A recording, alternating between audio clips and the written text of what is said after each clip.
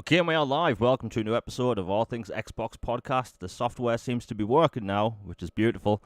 Now, we have a lot to talk about. It's been a busy week. And, before we get into all of it, Logan's here once again. Logan, how you doing this week? Doing pretty good. This is shaping up to be a fun and good weekend. It's fall over here in my neck of the woods, and it's just beautiful, perfect weather, just nice and cool. Get some hot chocolate. Wear some flannel. Go play some football. It's good stuff here, man. How about you? Yeah, here we can't wait for the cooler weather. We're having like a mini heat wave at the minute before it gets cool. But we aren't built for this, man. We just aren't. So You ain't that guy, pal. yeah, I'm not that guy. Like, oh my god, it's like, have you ever seen that film Sunshine? Love that movie. Right, So good. great film, but you'll probably know that scene I'm talking about near the end. Like that's what it feels like when Oh, it's you sit in the room and you just yeah, bake. that's what it's like when I open the front door. My God, I'm not built for it. But other than that, everything's all good. Slightly sick, but that just seems to be part of the course these days. Half of the time, I'm sick. But it's been a long week. Logan, what have you been playing? Well, I've been playing a little bit of this and that. Wrapping up Space Marine, I'm finally about to destroy the Daemon Prince and finish that campaign. I've Nice. been kind of slow leaking it. I don't know why, Yeah. but I have. I'm about to wrap it up and been playing Helldivers too. Really enjoying it. Doing my part to spread democracy by force. Um, Let's see. And also randomly I got back into Pokemon Go for the first time Oh since the yeah. pandemic. Um it was so funny. It's like we had a friend over we hadn't seen in ages and they had been playing it a bunch and I said he was like, "Hey, let's go out and, walk around, drive around and catch some Pokemon." I'm like, "Man, I haven't done this in years, but all right." And then I was like, "You know what? This hits that dopamine rush." It's like this is great. I love it. And so yeah, I've been Pokemon going a lot lately, and which I never thought I would pick up again. But it goes to show there is a market for mobile games, and they can be fun and helpful for exercise and other stuff. And been binging a lot of TV and movies, and just getting ready to dive into Chronos and Oh yeah. Hell is Up. I just picked those up and excited to play those. How about you, man? Well, a bunch of different games. When it comes to Hell is Us, I start playing the demo probably. That is a very interesting game. Very Oh, the interesting. demo got me immediately. I'm like, I have to get this. This is Yeah. so cool. So for people that don't know, it's a third person. It's not a Souls game. Like that's the most misunderstood thing about it because if you watch the trailers and see the combat, you're like, "Oh, it's a Souls game." But it's not. Um No, it's it's hard to describe. It's a third person action adventure. There's no hand holding in that game, right? Not telling you where to go. You're basically given hints. So at the beginning of this demo, this guy tells you to follow the wind chimes. And considering, I'm a gamer in 2025, I honestly hit a point where I was like, wait a minute, where do I have to go? And all I could hear was these wind chimes because the road forks mhm. off into two different directions. But one of them are Mhm. covered with wind chimes. So I was like, oh, okay, I get it now. Right? So it doesn't really handhold, which I think is really cool. And I think we're just really used to games just, telling us where to go, everything to do every five The seconds. yellow arrow paint. The yellow paint thing. Do you know, like the worst thing about yellow paint? I might actually post it tonight. Is that in the game, A Quiet Place, you are told to move an object to a specific spot, and it says on screen, "Move the crate to the table." Right, but you're about 8 feet away from this table, and you're looking at the table when you pick up this crate, and the location where you have to put the crate has a massive square of yellow paint on the table. So it's like you gave me all that information, and you still had to put yellow paint down to tell me this is a table which I can put things on, which I thought was really funny.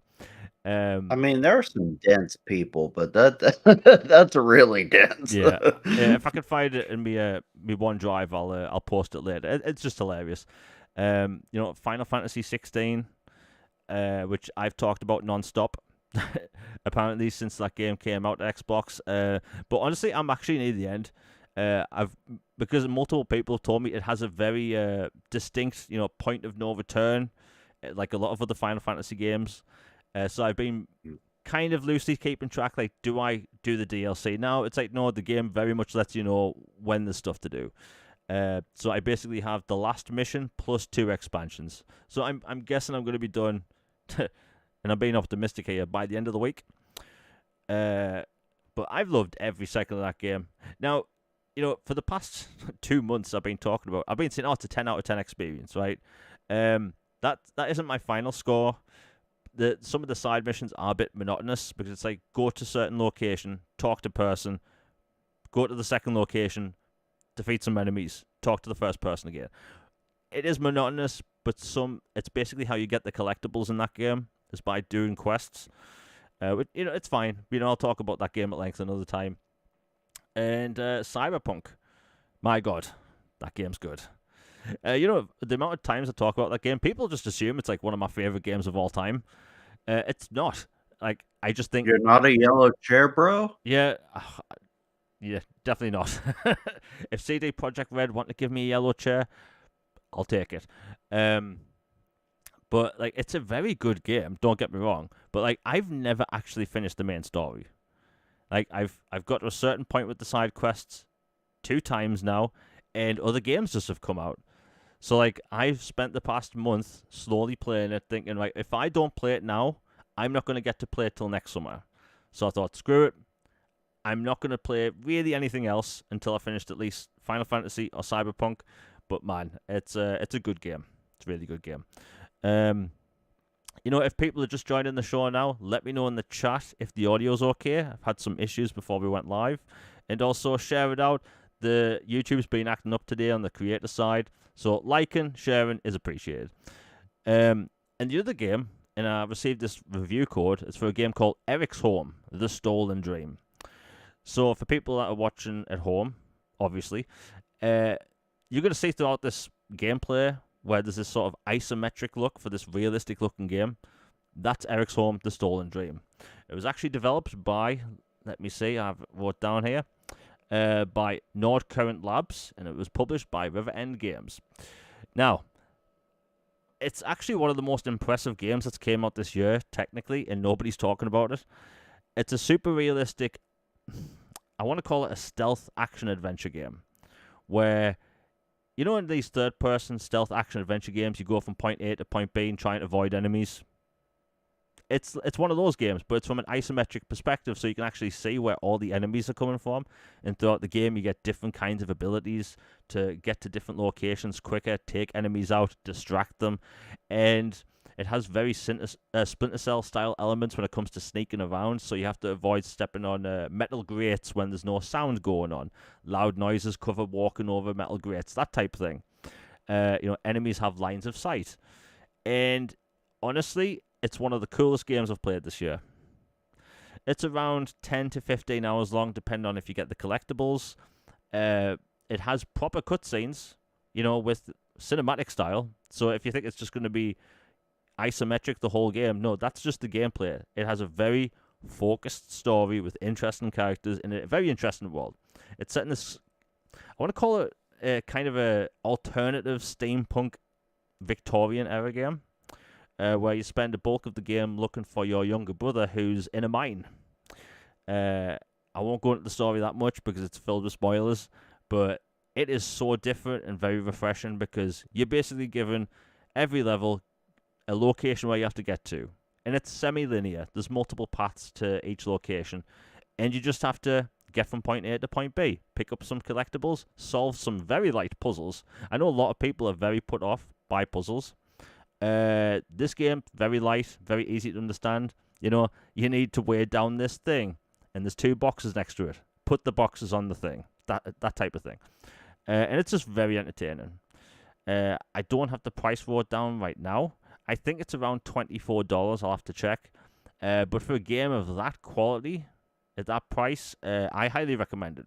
It was very refreshing. And yeah, that's Ericsholm, The Stolen Dream. And that's Ericsholm spelt with a K. But I loved it. I And like the sound of it. yeah, it's very, very cool game. And if I had to give it a score, considering how fresh it was and how good of an experience it was, I'm going to have to go 8.7. And that's called Ericsholm, The Stolen Dream. So people throughout the show, they'll see the isometric gameplay. But it was just refreshing. I complain about games being very stale. Like the AAA space isn't really getting new ideas. And this isn't a AAA game. It's a AA game or an indie game, but with AAA quality. And it's just cool. Like, hell, let's be honest. I spend a portion of this podcast every week whining about the state of the game industry. We will do that in a bit as well. But it was just refreshing, Expedition 33, refreshing, that type of thing. And I think it's a game more people should pay attention to. These lists I do every month of upcoming games, I like to include titles like this that people may have never even heard of before, because there's so many AA and, bigger indie games that I think so many people overlook. Because the gaming space is very weird, and, you have, like, IGN, they are the biggest game outlet on Earth, and they mainly cover the major AAA games you've heard about and the big indie pops like Silksong. The in-between, they never talk about it. That's why they give so many games a 7, right? They can just give it a game a 7, and that's that. Which is unfortunate. But hey, if people are interested, again, it's called Ericsholm, The Stolen Dream.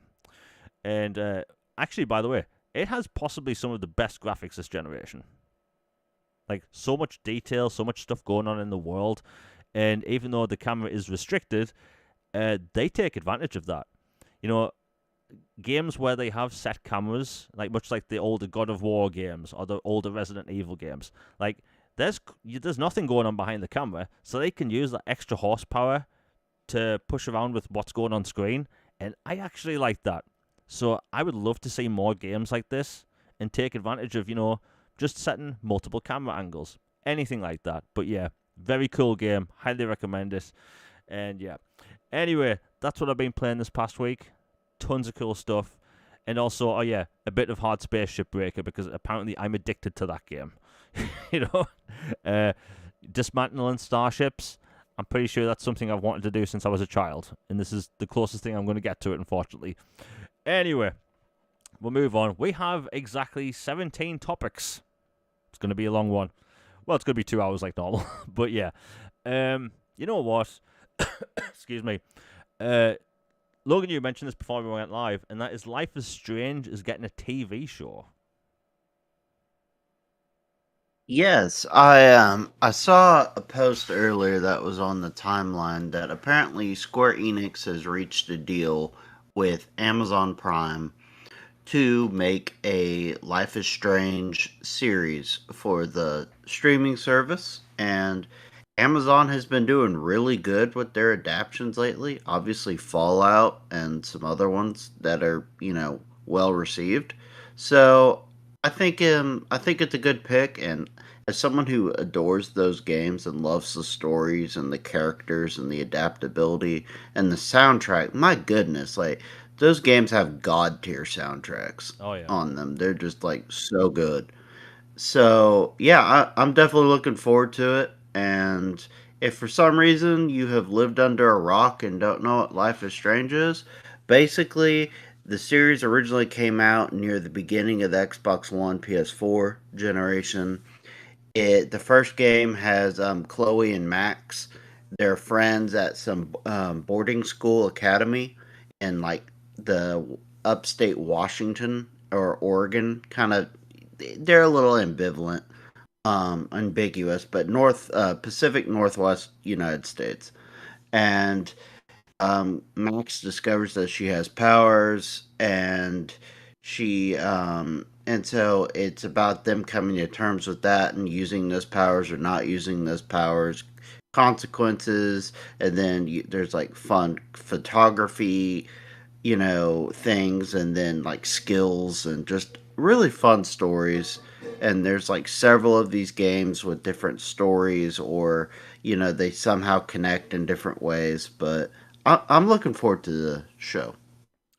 Yeah, I mean, if you had asked me 10 years ago or 5 years ago if I'm looking forward to this, because video game adaptations have been, how should I put it, all over the place. They're Mhm. either really good or really bad. So like I have a lot of confidence in this. They're just gonna have to get the casting right and the director right, because if they have you have a good cast, good director, good vision for it, and actually do what's in the show. Some of those episodes are gonna make people cry. Yeah, Oh my gosh, it's like red wedding stuff. It's yeah, like like that. Like without spoiling anything, I'll just mention episode number. But I'm pretty sure there's an episode in episode 3. There's a scene, and I won't mention who and what happens, but there's a scene that I was like, that is heartbreaking. Like certain things happen between the two main characters. Um, but yeah, it's super interesting. I think people that like stuff like Stranger Things are going to gravitate straight towards it. You know, they basically have to market this as, yeah, it's kind of like Stranger Things. You know, and it'll work. But yeah, we'll see. I adored that first game. I couldn't get into the sequel at all. I tried True Colors, couldn't get into it. But yeah, that first game though, my god. By the way, did that first game come out to 360? Because for some I reason, think it did, yeah, yes. I think it had a 360 and PS3 version. Just like, Dragon Age Inquisition was one of those last few games that had a 360 and PS3 version as well. yeah. But hey, that could be cool. Next up we have, oh yeah, this was actually pretty cool tease because Dead Island 3 was basically announced today. And Ooh. basically the developer said they had multiple different adventures through the DLC for Dead Island 2. And a lot of people thought Dead Island 2 wasn't going to come out for ever, basically. Because I think Dead Island was actually announced alongside the PlayStation 4 E3 back in 2014. Sorry, 2013. So like it was gone for like a decade, and then they came back. They had a huge set. I think it's in Game Pass, and it's such a really cool game. And they basically said they leave in LA, going to a different city, and we get a new game, which is really cool. I don't think a sequel is going to take 10 years, although considering the current development cycle of a lot of games, we'll see, and we'll revisit this joke later. I think I'm up for more zombie games. It feels like we get less than ever before. Go back to the 7th gen, we had a zombie game coming out multiple times a year. Big budget zombie game. And now, not that often, which is sad. But yeah, Dead Island 3, it looks like it's definitely happening. Like, the developer basically announced it today, which is really cool. Like, Logan, did you play Dead Island 2? I haven't played the second one, but I really enjoyed the first one. And I've been meaning to play the second one on Game Pass. It looks good. I know it's also one that you can play on mobile devices through, cloud or Play Anywhere or whatever. So I've been meaning to check it out, but I'm always down for more. And you were mentioning it felt like we got a whole bunch of zombie games yesteryear, and we haven't in a while. That kind of seems to be just like a trend in gaming in general. Like, well, we talked about, how games had a certain colored filter at Oh, one yeah. point during one generation, and then now, and then it felt like, man, everything is a zombie game for like 5 years. And then we've reached the stage where every game and their dog is a Souls-like almost. So it seems to be a pattern, but I'm glad we're circling back to some zombies. We need some more zombies. They've been out for a while. You know what? Um, yeah, I'm happy it's coming. This wasn't going to be a topic, but now that you mentioned it, I might have to change the title because I think both of us have a lot to say on this, and that is Souls likes. Excuse me. So, I absolutely adored Dark Souls. I think Dark Souls 1 it's phenomenal. People will play that, they'll grind their teeth, they'll want to jump through a window in Minecraft, and they will be infuriated beyond belief.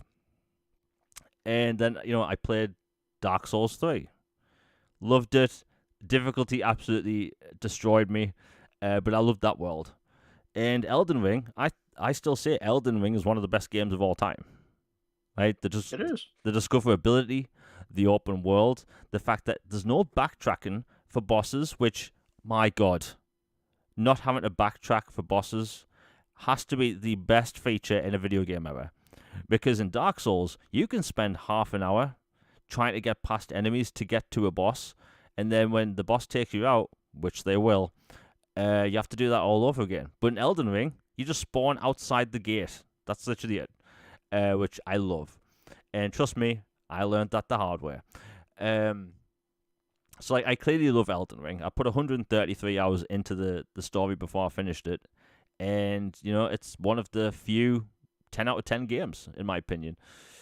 So I clearly like Souls games, but that doesn't mean I like all of them. And there's been this trend for the past 3 years where other developers are coming out with Souls-likes, which is really cool. However, I want to say 99% of them, they all basically kind of the same thematically, right? They are all set in Asia. They all have some sort of ancient mythology, but also the combat is 100% based around parrying. I don't know, like, if you have Elden Ring and it's popping off so big, right? And it's a game where you dodge a lot, you can parry, but you use a sword and a shield, right? That's how I got through that whole bloody game. The starting sword of that game and a shield. And all of these games come out. They're about parrying. And do you know what I hate about Souls games in general? Parrying. I hate parrying in video games. Hate it. I never want to play a game where I have to parry again. Unless you're something like Expedition 33, which that actually does it really well. It's a button prompt. Stuff like that. Lords of the Fallen, the first one. I loved that. Do you know how I played through that game? Sword and a shield, right? I do not like parrying. Excuse me. But there's been this massive influx of Souls games, and I don't have a problem with Souls games. I played them a lot, but it feels like every video game showcase that we have now, there's at least one Souls-like, one or two, and it feels like it's something I've played before. And I have noticed across the gaming space, a lot of people are getting. I don't want to call it Souls-like fatigue, but I think people are just getting a bit annoyed because there's so many games that come out now. It's either a Souls-like or roguelite, and roguelites I can't stand. I just can't. I learned the hard way with Hades. Hades was popping off, and that art style is incredible. I love the art style of that game. But when I was playing it, I'm like, I've been playing this for 2 hours. I haven't felt like I haven't made any progress. And people could say, that's a skill issue. Yeah, it is. I was terrible at that game. But just because I don't like a game, I'm not going to say it's bad. It's just not for me, which is perfectly fine. I think that's a thing that's really lost on a lot of people. If you don't like a game, they assume you hate it, right? You can just dislike a game because you don't like it. That's it. But I feels like there's this Souls-like fatigue. I post upcoming games on Twitter as well, and do you know what I get asked a lot? Is this a Souls-like? And when I tell them no, people kind of seem relieved. Right? There's a game coming out in 2026 called Tides of Annihilation. It's one of the coolest looking games coming, and the number one question in the comments was, "Is this a Souls-like?" I have no problem with Souls games. It's just we seem to have a lot that are the same around parry-based combat for some reason. But I don't know, Logan. You like Elden Ring as well. What's your take and experience with these other Souls-likes? Because personally, parrying, I can't stand as a game mechanic. I just can't. So when these Souls-likes are announced every 5 seconds, I'm just like, okay. I watch the combat. I'm like, these graphics look cool. The combat looks cool. And then I see a character parry, and I just want to walk out of the room. Well, this is going to be kind of a long-winded answer because it's something you kind of have to break down. But basically, I feel like the market is just oversaturated with it. It feels like there are just so many. Like we talked about how it felt like every game for a while was a zombie game. It's like you just could not escape zombies. Like during the height of Walking Dead's, phenomena when it was on TV during the early seasons or whatever. And then, Last of Us and all this other stuff coming all within a few years of each other. It was like zombies this, apocalypse this, everything's dead and nigh and awful that. It was just like all these certain themes were just like pervasive everywhere and it was all encompassing. And then the pandemic hit and they're like, you know what? Life is kind of not so hot right now. We want something positive, something a little different thematically. And so then a whole bunch of other stuff came to light, and then other stuff kind of got pushed away. And then, different trends happen. And then, like, Elden Ring, went absolutely quantum, omega, supernova, whatever. Just like, oh my goodness, what is this masterpiece? And then everybody's like, yeah, I want a piece of that too. And so now they're trying it. And yes, it is smart to look at what your peers are doing and say, hey, I could do something like that, or I could take from this and do my own thing or this. But there's a big O difference between just seeing a trend and going, hey, let's make a half hearted attempt at that, or let's try to just fit into a little cookie cutter pattern of like, this is what it means to be a Souls-like, or something of that genre, and then just get it out there to the masses and assume everybody's gonna like it and buy it. Like, if you look at, From Software's itinerary, their games, their Souls games, they're they're all very different from one another. Yeah. Like even within Dark Souls itself, like the trilogy plays very different from the other games in it. And then Dark Souls, the series itself, plays vastly different from Bloodborne, which plays vastly different from Sekiro, which plays vastly different from Elden Ring. Like, some are very, very parry focused, and that is the mechanic you use, and dodge and roll and stuff like that. Bloodborne's like, okay, we're going to add a gun and a little bit of range stuff and award aggressiveness more than parrying and defensive. And then Sekiro takes it further and makes it like hyper aggressive and just like different mechanics. Parrying is still part of it, but it has its own kind of feel and vibe. And then Elden Ring feels like the most new user friendly kind of amalgam of all of them. Kind of like we do some parrying if you want that. We award our aggression. We also are cool with defensive, and we give you some range and this and this, and then we make it more accessible with the fast travel stuff and the not the huge backtracking stuff like that. So Elden Ring was like the perfect culmination, magnum opus of From Software, and like all the different series they had tried little bits in that. It feels like a lot of these Souls likes that are coming out are focusing on the pairing thing, or like one feature this or this, and they're all blending together and they're not that creative. I mean, there's I get the idea and the argument that you can be like, well, like, you want more of the games in this genre, that's good. But don't they, all kind of, feel the same eventually? And I mean, yeah, at some point they kind of do, but there can be enough differentiators to make them stand out, whether with its story or, campaigns, side quests, lore, um, adding different mechanics or twist settings. Like, you can do some stuff to differentiate it. There are way too many that just feel the same, and it feels like it's oversaturated. And like, take the FPS genre. Like, okay, you use a gun, you shoot an enemy. Yes, every FPS has that. It's kind of a tried and true trope of an FPS. That's what you do.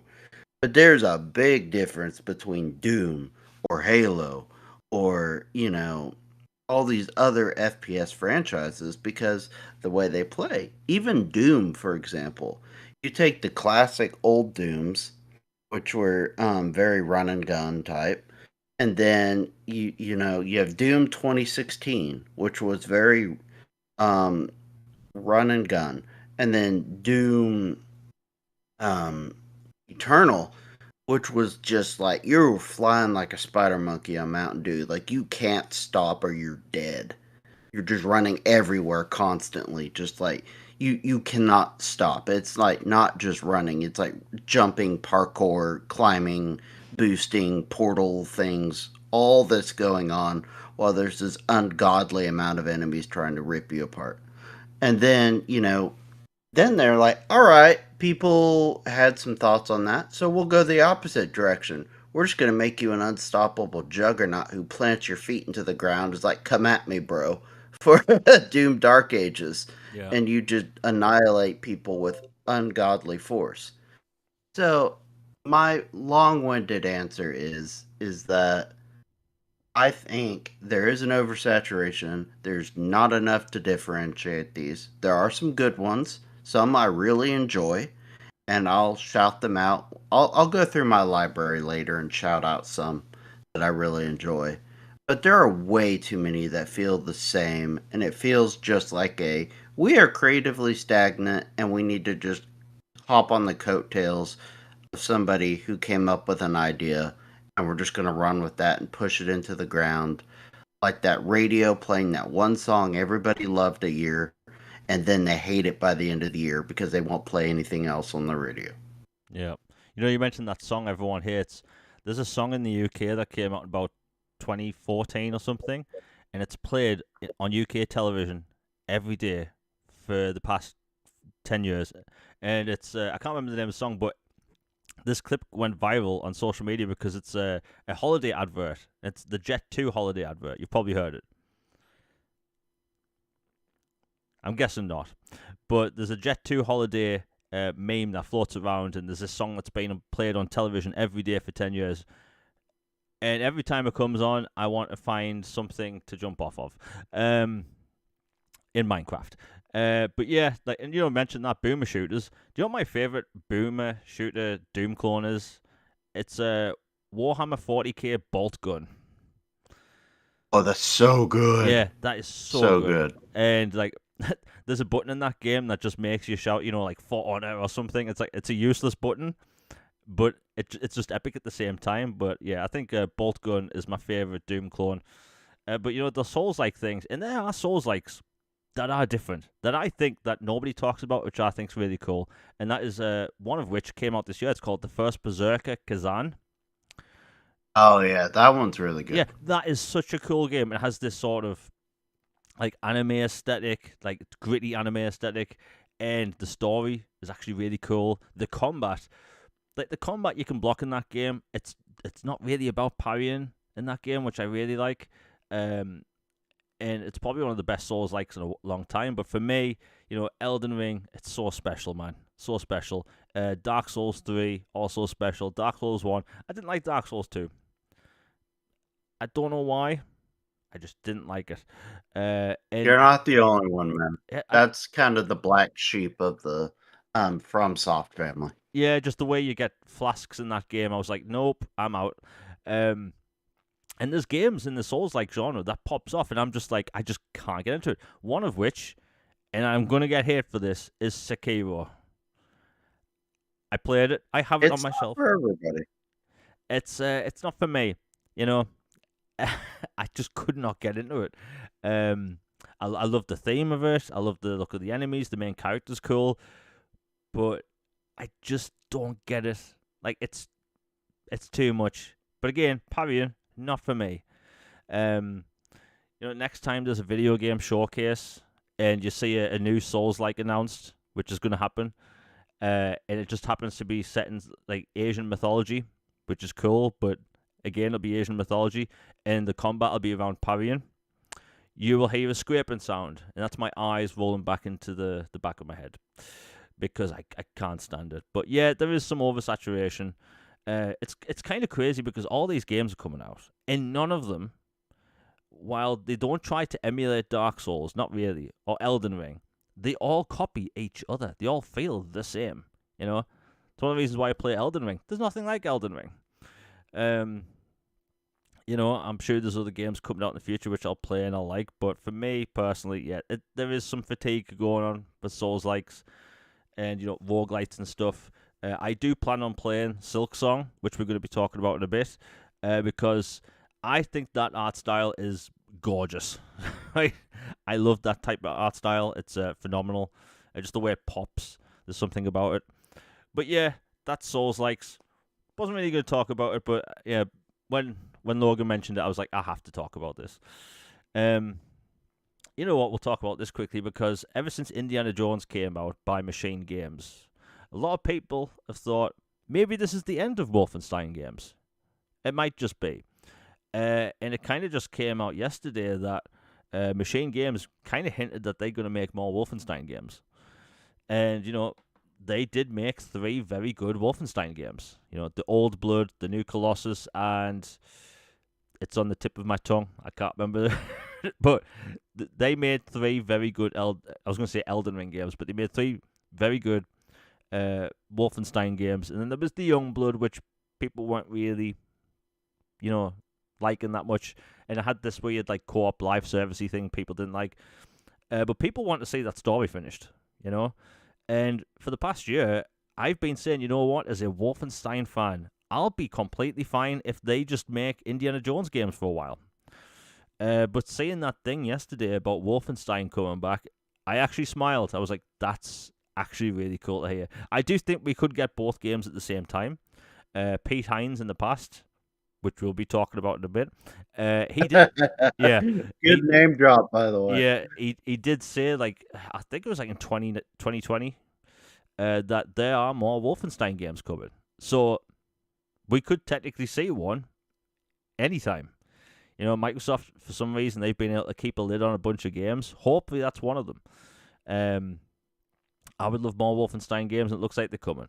Logan, what do you think? Because Wolfenstein games, they were really good, but it's been a long time since one came out. Oh, I'd love a new Wolfenstein. There's just something. I'll be careful about terminology. Yeah. There's just something special about and timeless about defeating enemies of that philosophy and creed and their just the idea of they're considered one of the universal evils throughout history, and pretty much near uniform disdain and disapproval. So you would be hard pressed to find folks that are for that. So the idea of that, being okay, what if the war had gone differently, or what if this or that, or retro futuristic where they came later instead of earlier, or this. Well, and then the story and the characters, Machine Games did such a brilliant job taking basically we talked about clones earlier. Basically, Yeah. Wolfenstein, the Doom clone, but with a World War II skin. That is what Wolfenstein was. It started off as, instead of Doom guy fighting the monsters of hell, you're BJ and you are fighting the Germans during World War II. That's it. It's simple as that. And they added so much nuance, made awesome characters, abilities. Man, the gunplay and the weapons and stuff in those games are just top notch, chef's kiss. And the story is fantastic. They took a soulless husk of a character who was just a blank slate clone skin thing and made him into an awesome character and world. And I can't wait for another one. I would love it. I want Indiana Jones to keep coming as well because, well, let's face it, Machine Games has done a better job with Indiana Jones than some of the other stewards of Indiana Jones lately. So I'd love to see what they can do with both. And if Microsoft is listening, please give them lots of resources. Let them get bigger so they can do both. We like both. Why can't we have both? Yeah. Yeah, I'd like both. You know, I just saw Nick in chat mention that Wolfenstein came before Doom. That is true. Oh, it did? Yeah, Man, it's been ages. yeah. I played Wolfenstein 3D. I want to say about a year ago. Uh, that game, it looks significantly worse than Doom. It's rough. I have the 360 port Yeah, via BC yeah, that's on the one I have. Xbox. Yeah, it's bad. It's not Yeah, graceful. like it's really cool in Doom 2016 when you walk around and you find one of the secret rooms that has Wolfenstein 3D, but that makes you realize, oof, those games were dated. But yeah, and by the way, I had to look for the name of these games because I always mess up the names of the Wolfenstein games, and I just don't know why. So we had Wolfenstein: The New Order, we had Wolfenstein Okay, New Order. we had Wolfenstein: The Old Blood. Now people call that a standalone DLC. I hate the term standalone DLC. Like I can't stand it. It's a smaller game. Just call it a smaller game. And we had Wolfenstein 2: The New Colossus, which I adored that game. And I also just found out, and this is the biggest face palm of the day, which is saying a lot. I just found out that Wikipedia has a dark mode. Who would have thought? They Anyway, do? yeah. Also, it's not just me then, right? Okay. I was always blinded when I go to Wikipedia. I didn't know they had a dark mode. Yeah, I had to check, and I just noticed on the side it says, automatic light and dark. So there's two of us at least that think, it was just because I'm in a dark room at the minute with just my TV on, my monitor, and you open Wikipedia and it's like when you see the Bandai Namco splash screen or the From Software splash screen in white, and it just blinds you. That's what I just had. But yeah, you know what? I can't wait to see more Wolfenstein games. And Logan's right. They need to staff up, make both franchises at the same time. That Indiana Jones game, we're basically going to get more, which is great. Unfortunately, I haven't been able to play the expansion yet. I just haven't had the time. I have it downloaded, but Logan, you haven't played the expansion yet, right? I have not, no. Yeah. From what I've heard, it takes anywhere between 6 to 12 hours. But we'll talk about that next week when I've played it. But yeah, Wolfenstein. I'm guessing maybe we might even see something next year. You don't know. It's just I'll have to check to see how many people are actually working at Machine Games, because if they like any of their other studios, they could have made half of that game already. But we'll see. Anyway, we'll move on. By the way, Yeah. Sorry, just one thought. Like, since we're on Indiana Jones, what do you think of the idea of, games retroactively adding expansions or DLCs to the main campaign that take place during the main game instead of it like coming out later and being post-game expansion or story like that? That's a good question. I'm a bit indifferent because I always talk about the 360 generation. Shocker to no one. But like a lot of games I played that generation, the expansions were like set during the game. So like for me, it's not really it's not off-putting. But personally, I would prefer expansions in general to be set after the game.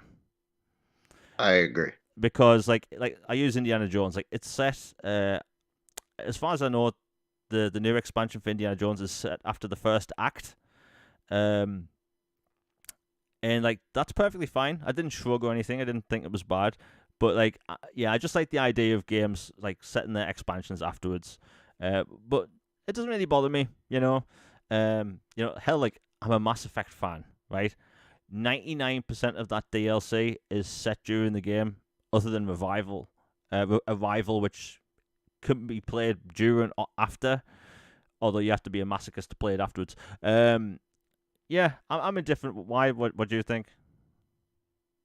Well, I'm kind of torn because on one hand, there's a bunch of games years later that I come back and play, and I hadn't played them, so I just line them up and play them as intended with all the expansions in it, and then I finish it. It's like, okay, good, cool. But like part of me is like, okay, I've played through and beaten this game, and I've seen the ending. I know what to expect. I'm looking forward to new content, new this and this.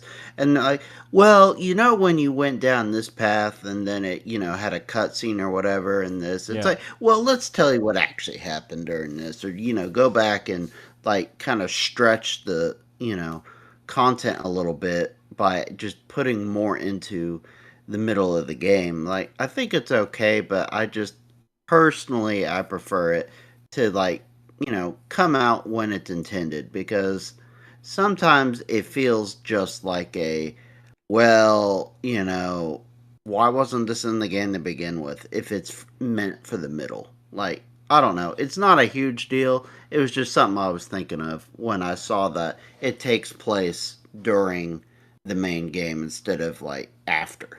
Yeah. No, I get that. I think that again, like it doesn't bother me, but if you've played a game like me, Indiana Jones, when did that come out? December. I finished it about halfway through January because for people that have been listening for a while, I had the worst bronchitis known to man. So like, Oh, for like a year, right? yeah, It's like, I mean, I'm still technically getting over it.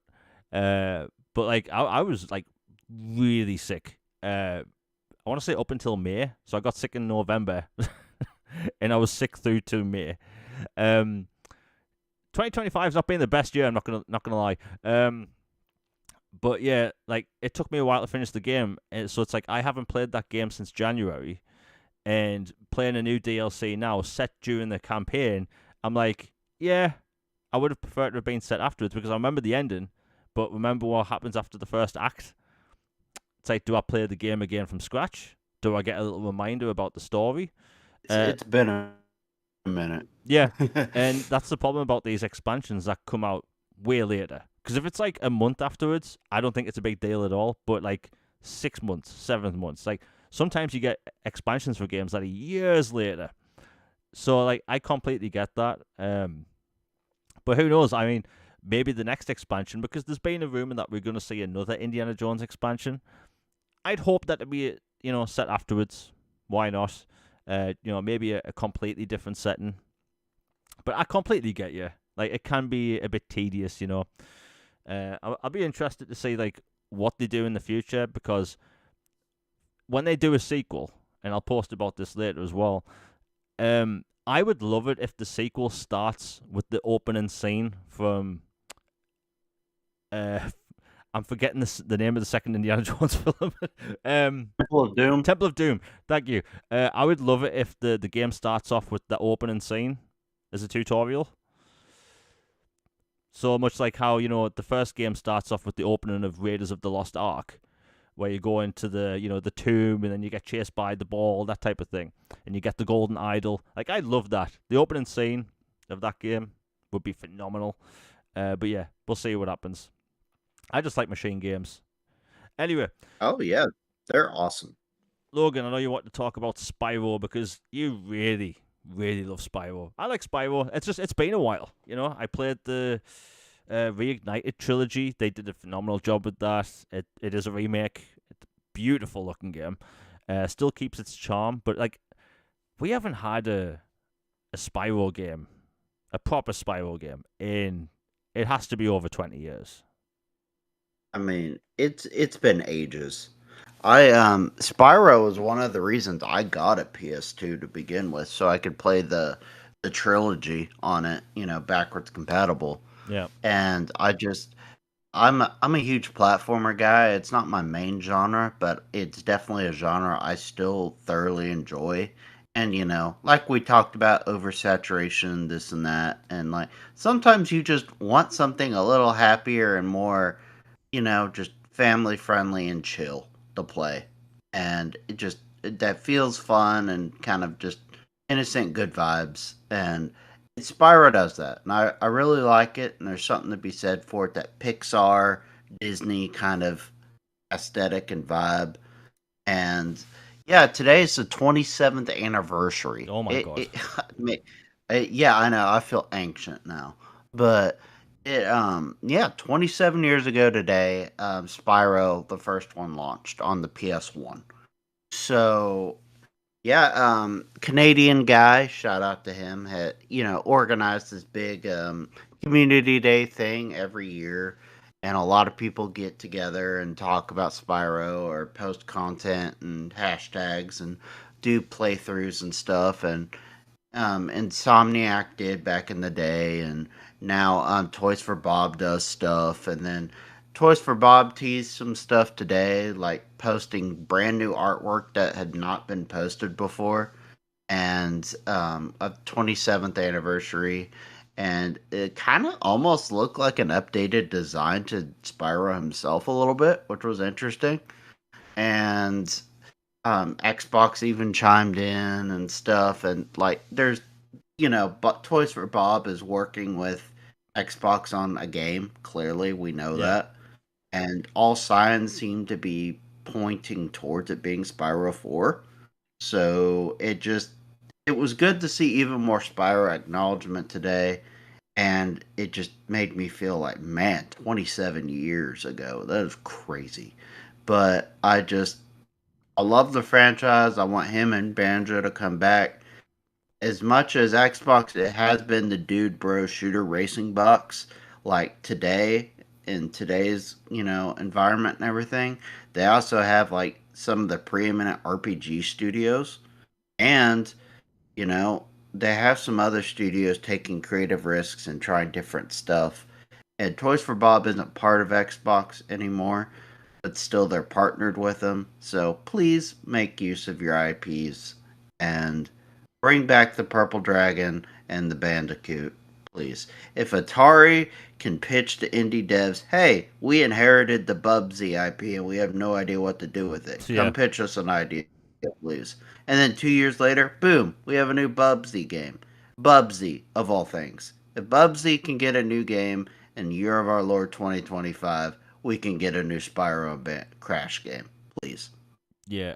Honestly, I never thought Bubsy would ever come back in any way. You are not alone. Like of all things to come back, that really, and I'm happy for them. I'll try it out. I never got to play Bubsy, but hey, why The not? trilogy is available now. Yeah, I'll have to give it a go. But hey, I think the new Bubsy game looks good though. Right? No, absolutely nothing. Oh, it does. It looks fun. Yeah, no, absolutely nothing about that game or the franchise, but it looks cool. And I'll probably get that. When it comes to Spyro, like I haven't really played anything about Spyro since the Ignited trilogy. I'm guessing the same for a lot of people. I think most of my experience with Spyro was, but there was PS2 games, right? Spyro PS2 games. Yes, there was PS1, and then OG Xbox and GameCube and PS2, and then 360 PS3 era. Was like the last real gen aside from like Skylanders and stuff. Yeah, I mean the last one I had was on PS2, but yeah, I love that to come back. And if Bubsy can come back, I think Banjo can. Right? Is the Bubsy market really bigger than Banjo? like, I mean, Nintendo Smash Brothers tells glaringly obvious that no. yeah, like um when he was announced for Smash Brothers, the internet basically crashed. People went absolutely nuts to have like that character in Smash Brothers. But hey, we'll see what happens. Hopefully, Microsoft is paying close attention to the Bubsy sales, because then we'll know. You know what? We'll talk about this quickly because I had no idea about this until Logan mentioned it, and that is Vanishing Play Anywhere titles. What's up with that? Okay, this is kind of, it's not clickbait, but it is kind of an odd way to phrase it, but I couldn't think of a better term for it. But basically, there have been several games lately that have been shown off or initially teased or purported to be Play Anywhere or cloud available or both. And then randomly, whenever they release or later in the development cycle before they release, that quietly gets removed, and then the game comes out and it doesn't have that feature. Not saying there's something wrong with that or whatever, but it feels weird and kind of just odd to promote a feature and make it seem like people are interested in it, and then like maybe not everybody would, but maybe there are some folks who would pre-order a game or buy a game thinking it's going to have a certain feature, and then if it doesn't mysteriously later have that feature, I get the idea of people being mad about that. Like I know, I think speaking of Souls-like, which we talked about earlier, I think Wu Chang Fallen Feathers or whatever. Yeah. I think that was originally gonna be either Play Anywhere or Cloud or whatever, and then one of the features didn't end up happening randomly after it had already been revealed that it was gonna be. But yeah, like another one is like Tormented Souls 2. Like that one was revealed to be a Play Anywhere title ages ago, and then randomly it's not been shown as that since, which is odd. And I really want that game, and I like that game, and I'd love it if it was Play Anywhere. Not a deal breaker, but would be really cool. I just I thought I'd call attention to that. It seems weird, and I know Ready or Not that basically Rainbow Six Vegas, but different name, different developer type game Yeah. is was originally going to be Play Anywhere, and then it wasn't, and then they brought it back later. So maybe it's just a back end thing, and they can fix it. But I just wanted to point it out that I think that's an odd trend, and I hope it's not one that becomes a big thing. Yeah, I mean, it is something to be concerned about. I mean, look, I've seen the similar thing happen in the past with the HDR. Like, Hmm. there's a lot of people that have told me that they will not buy a game unless it has HDR. And I've tested different games. Sometimes you can notice it, sometimes you can't. But like, if you play Hell Is Us with the HDR one, looks really good. But when you turn it off, something looks missing, and I can't put my finger on it. And it's just like the color saturation, the amount of colors your TV has access to, and then the game says no, no, no, not anymore. Um, so like, I advise people, if you're gonna play Hell Is Us, play it with HDR one. Um, but yeah, it's unfortunate. I don't know why companies do this. I say it over and over again. I've seen games get announced with 120 frames per second mode, and then they remove that feature from their list of features. I don't get it. It seems like a weird thing to do. Maybe it's a technical thing. Maybe it's a licensing thing when it comes to the streaming stuff. But yeah, that's an odd one. That's an odd one. I'll see if I can get in contact with anyone about it, because that is odd. Um, I mean, if something comes up in development, oh, sorry, go ahead. no, no, no, go. Oh, I sorry. I was just gonna say, like, I get it if like something happens in development that makes it no longer feasible or plausible or whatever. But at least it would be kind if they could give an update saying, "Hey, this is no longer gonna have this because something came up with this or this." Like, then people would be like, "Oh, okay, we understand," and move on. It's the mysterious. It said it'll be, and then it's not. That makes people kind of unhappy. Yeah. Actually, before we continue with this topic, if you're enjoying the show, liking really does help with the algorithm. I hate doing these little ads, but it helps. Subscribing really is appreciated. Sharing does help. It really does. And if you want to support the channel with super chats, all that stuff's welcome. But being here, enjoying the show, that's what really matters. So like, speaking of the cloud stuff, it kind of leaked today that xCloud is getting a big upgrade. So as of now, the streaming is, I believe, 720p, or caps out at 720p. It looks like it's going to get 1080p and 1440p, which is really cool, because I used to play Forza Horizon on my phone, and the resolution would obviously dip when the internet kind of went bad.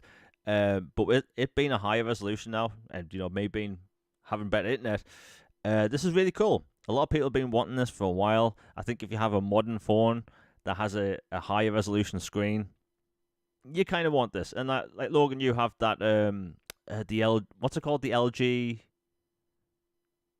the Yeah, I have the LG Cloud device. I don't even remember what it's called, but I really enjoy it. Yeah, like so, like if you have like I don't know what resolution that is, but if the resolution is higher, you're still going to get a more stable resolution throughout the stream, which is really cool. And I think that's like the most requested feature, which is really cool. You know, Microsoft, they have been talking a long time now about, you know, how cloud integration in different countries is being accepted. Like in England, right? You don't really see a lot of people streaming. You don't really. But, you know, it could be the crappy weather, people just being annoyed all the time, that type of thing. Um, but like I always hear people in like, you know, like South Korea, that is huge for streaming. Huge. You know, Japan, huge for streaming. So like we'll see what happens, but hey, higher resolution, that's always a good thing. Logan, what do you think? Because you do actually stream games. Yeah, I'm happy because I use my cloud device a lot and I enjoy it, and that's a big reason why I'm actually interested in the Ally and Ally X Yeah. whenever they come out, and I'm very eager to find out what the price is for those. And because I love the idea of basically being able to have my Xbox Series X as my beast, like my powerful rig, and play my games on my 4K TV. But then, like, if I want to play in the other room, like, or I want to, kind of jerry rig a co-op game with, for some reason that won't let you play local co-op split screen, but it'll let you play randomly on internet even if they're in the same house co-op, like there are workarounds and stuff, like to where somebody could play on the cloud device and somebody, or the ally, and somebody could play on the TV. Like I like the idea of being able to have both. So yeah, I'm happy that they're upgrading it. I can't wait for the Ally X. And yeah, apparently they're making it where you can stream to your cars now. Kind Yeah. of like Tesla was doing for a Yeah. while, which imagine, trying to play Mario Kart or something while you're driving, but obviously I think it's for the passengers in the back seat, but still it's interesting. Yeah, yeah. For people listening, don't stream a game and play, you know, drive a car at the same time. I see future headlines Obviously, yeah. mentioning this, and not for a good reason.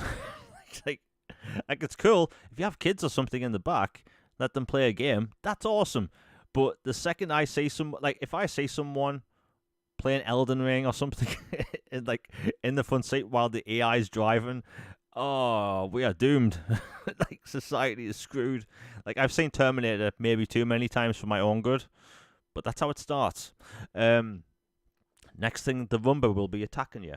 But yeah, resolution upgrades, all good. I just wanted to, this was weren't really going to talk about this. You know, with the Xbox ROG Allies coming around the corner, and despite the price, I'd be interested along because you do really like handheld gaming. Would Mhm. if it wasn't a price thing, do you prefer having a more powerful handheld, or you're not really bothered? Because if you're going to be playing like natively, like your Xbox first party games like Halo Infinite or Starfield or something, like are you really concerned about like having the uber best graphics on the go, or do you think like you want that extra power on the go? That's a good question. Um, I don't know. Like, if I could have a Series X portable equivalent, that'd be incredible. Yeah. Like, don't get me wrong, I would take that 100%. But if it was like I could have a Series S equivalent on the go as a compromise, that would certainly work for me. And honestly, like I'm I'm a snob when it comes to the fidelity and graphics and stuff. That's why I have, curved 4K and, like upgrade all bells and whistles for my consoles and stuff. Like I love that stuff. But when it comes to mobile gaming, I'm perfectly willing to sacrifice fidelity for ease of use and long battery life Yeah. and playability and comfort. Like there are some genres that just almost feel more natural on a portable device than they do a TV, if that even makes sense. Like I know that Pokemon is technically on Switch now as well, but it like it feels almost weird when I try to play that on the big screen versus like I play it on the Switch on the couch or something. Like there are certain genres or types of games that just feel natural for it. And to me, if it has a lower resolution but I can play it on the go versus as a higher resolution and it's restricted to home, I would kind of like to have the choice to be able to pick, but have both, have cake and eat it too. Be able to play it at home or on the go, and it kind of hits a certain threshold, and that's just it. But that might just be me. Yeah. I mean, on the go, you really just want a game to, like, look good and perform great, but you don't. Yeah, I just don't want a potato, you know. Yeah. Like if it was like half the power, hypothetically, of a Series S, and like you had muddy textures, like I get why you would want the more powerful one. Like the thing is about me, I haven't really played portable gaming or been into it since the PSP, so it's been a while. And by the way, for people that do own PSPs, check your battery because it's been around close to 20 years. Those lithium batteries, after this amount of time, they expand and go boom boom. So yeah, check them because mine is slightly expanded. So I'm gonna have to maybe destroy that or something. Be very careful because mine was literally on top of a bunch of my games on my gaming shelf. And if that, Oh no. yeah, and like after I checked, I thought if I never checked what this PSP battery was like, I could have lost like an entire shelf of games. Even worse, I could have had a house fire. So like, I'm going to dispose this battery properly. It's in a container at the minute. But yeah, the PSP was the last handheld I really played on. I loved the PSP. I actually have a collection of what were they called? UMD movies. Yeah, I think they were called UMDs. Oh yeah, they were like those little microscopic Yeah. circle disc thing. Yeah. Yeah, I don't know why they were thinking a disc format for a portable device was going to work, because you could be watching a film and just slightly move your PSP and the film would pause. Like, but I used to love that machine. Like I forced I forced. See, if I say forced, it sounds really bad. Now that I think about it, so I'll be careful, right? I was really excited about watching Predator on my PSP, right? Because I got a PSP for Christmas, and I got it now. yeah, I have to be that's careful. fun. So like, I was really excited about what Predator. I've seen a million times since I was a kid. Yeah, Universal Disc Media. I thought it was something like that. Thanks, Nick. So like, I was really excited about watching this movie on a portable gaming device, and my girlfriend at the time was like, "I don't want to watch a movie on that." And I was like, "But it's got Predator on it," and next thing you know, I wasn't spoken to for a few hours, but I got to watch Predator, so that's all good. I love that machine. I don't know what it was like in the US, but in the UK, the PSP was actually marketed like a iPod. You had these like bright, colorful adverts. They're almost exactly like iPod adverts, where you'd have these bright, like lime greens and reds splashing across the screen, where people were like dancing and like they had the white headphones going in. They were actually competing against iPods in the UK. Just with Yeah, it was like a Zune yeah, almost. yeah, and I like that thing. But yeah, portable gaming, it's on the rise. I just wanted to know about it. I will be interested to see what the first party Xbox handheld looks like in a couple of years, because like I'm one of those people, I like the first party stuff. Like I look at controllers and I want Hall effect sticks, dear Microsoft. Like, do you know how many controllers I've had drift in because I tend to drop controllers all the time? Like, by the way, for people listening, if you drop a controller and it lands on the sticks face down, you are actually going to get stick drift almost immediately. So you don't want to know how many controllers I've went through. But I like first party, Xbox controllers. I like the feel of them, and the only way you can get Hall effect is, via third party manufacturers. So we'll see. We'll talk about that another time. There was a rumor that Microsoft was coming out with a Hall effect stick controller. So if that turns out to be true, I'll be a happy chappy. Anyway, we'll move on. We still have like bloody hell 10 topics. Oh, this is going to be a fun one. So Silksong. Hollow Knight Silksong is basically a sequel to Hollow Knight, which came out a very long time ago. It feels like, what, 7 years ago? Something like that. Good grief, it's been that long. It's been a while. But Hollow Knight, came out a long time ago. Huge success. People loved it. And, Silksong was also announced a long time ago. And it finally came out. And the funny thing is, Xbox Live, PlayStation Network, I think Nintendo crashed as well. And Steam crashed. Right? All these stores crashed. Right, 2017. Wow. So, like, 2017 for this game. The sequel came out from 2017. You can tell I haven't slept. I think that, this game was obviously going to be big, but like crashing stores. I've been playing video games my whole life. I've been getting digital games for as long as they've been digital. And I can't remember many times the stores crashed. I think Red Dead Redemption 2 may have caused some issues. But man, I've never seen this before. It's getting tens across the board. People love it. And, the huge success from the studio. Good on them. And you know what? It's $20. $20. Crazy. And it launched in Game Pass Ultimate. And, you have a small team. They have this huge success, which is excellent. And, I think, people should be celebrating the success of a small developer. It shows that, people do care about price. They do care about the quality of games. They want good games. They don't necessarily need a game with hand-holding all the time. And it turns out there's been some salty developers. Now, Logan, we're talking about this before the show, but I want you to give a quick rundown of what happened because it's kind of funny.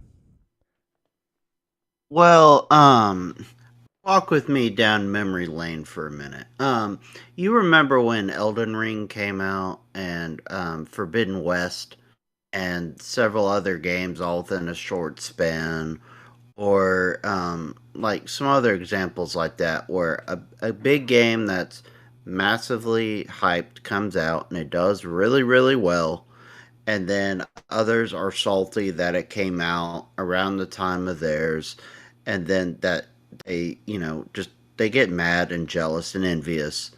And, well, this is like that, but different. This is like when Baldur's Gate 3 came out, and it was a huge, colossal success from an indie, and, like, the quality just blew everybody away. The story, characters, writing, gameplay, they made, turn-based isometric, like, cool again, like, for an RPG, and, in the mainstream media gaming space versus just niche. And then a lot of people were like, oh, it's making us look bad. We can't compete with that. This is going to set a bad standard.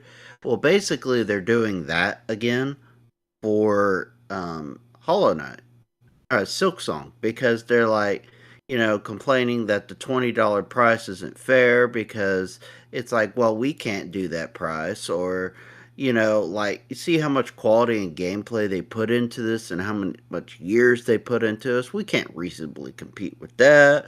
And they're just sour grapes and angry that a studio had the gall, in their opinion, to make an actually incredible game for less money and less people and put it out for a competitive, good price, and put it on streaming services and make it available like on all these different storefronts and be incredibly user friendly. Like, they're sad that it's not an easy copy and paste kind of thing for them, and that they're gonna have to actually work because it's not AAA slop and it's taking their lunch money. Yeah, the whole conversation about price as well, it really stirred people because we're so used to being nickel and dimed on a daily basis. Like, we're told that, hey, and by the way, a lot of journalists do this as well. Hey, you should pay more for video games. You should pay $80, $90. Why not? $100 for GTA, baby. Yeah, and by the way, Day one, let's go. By the way, if they come out and say that's $100, I'm protesting against it. I'm not buying it. Like, I love GTA, right? Hell, I've talked about this on the channel a lot. I was literally addicted to GTA Online to the point where it affected real life, right? I was addicted to that game, and I stopped playing it. I went cold turkey. I opened the door and saw sunlight, and I was happy.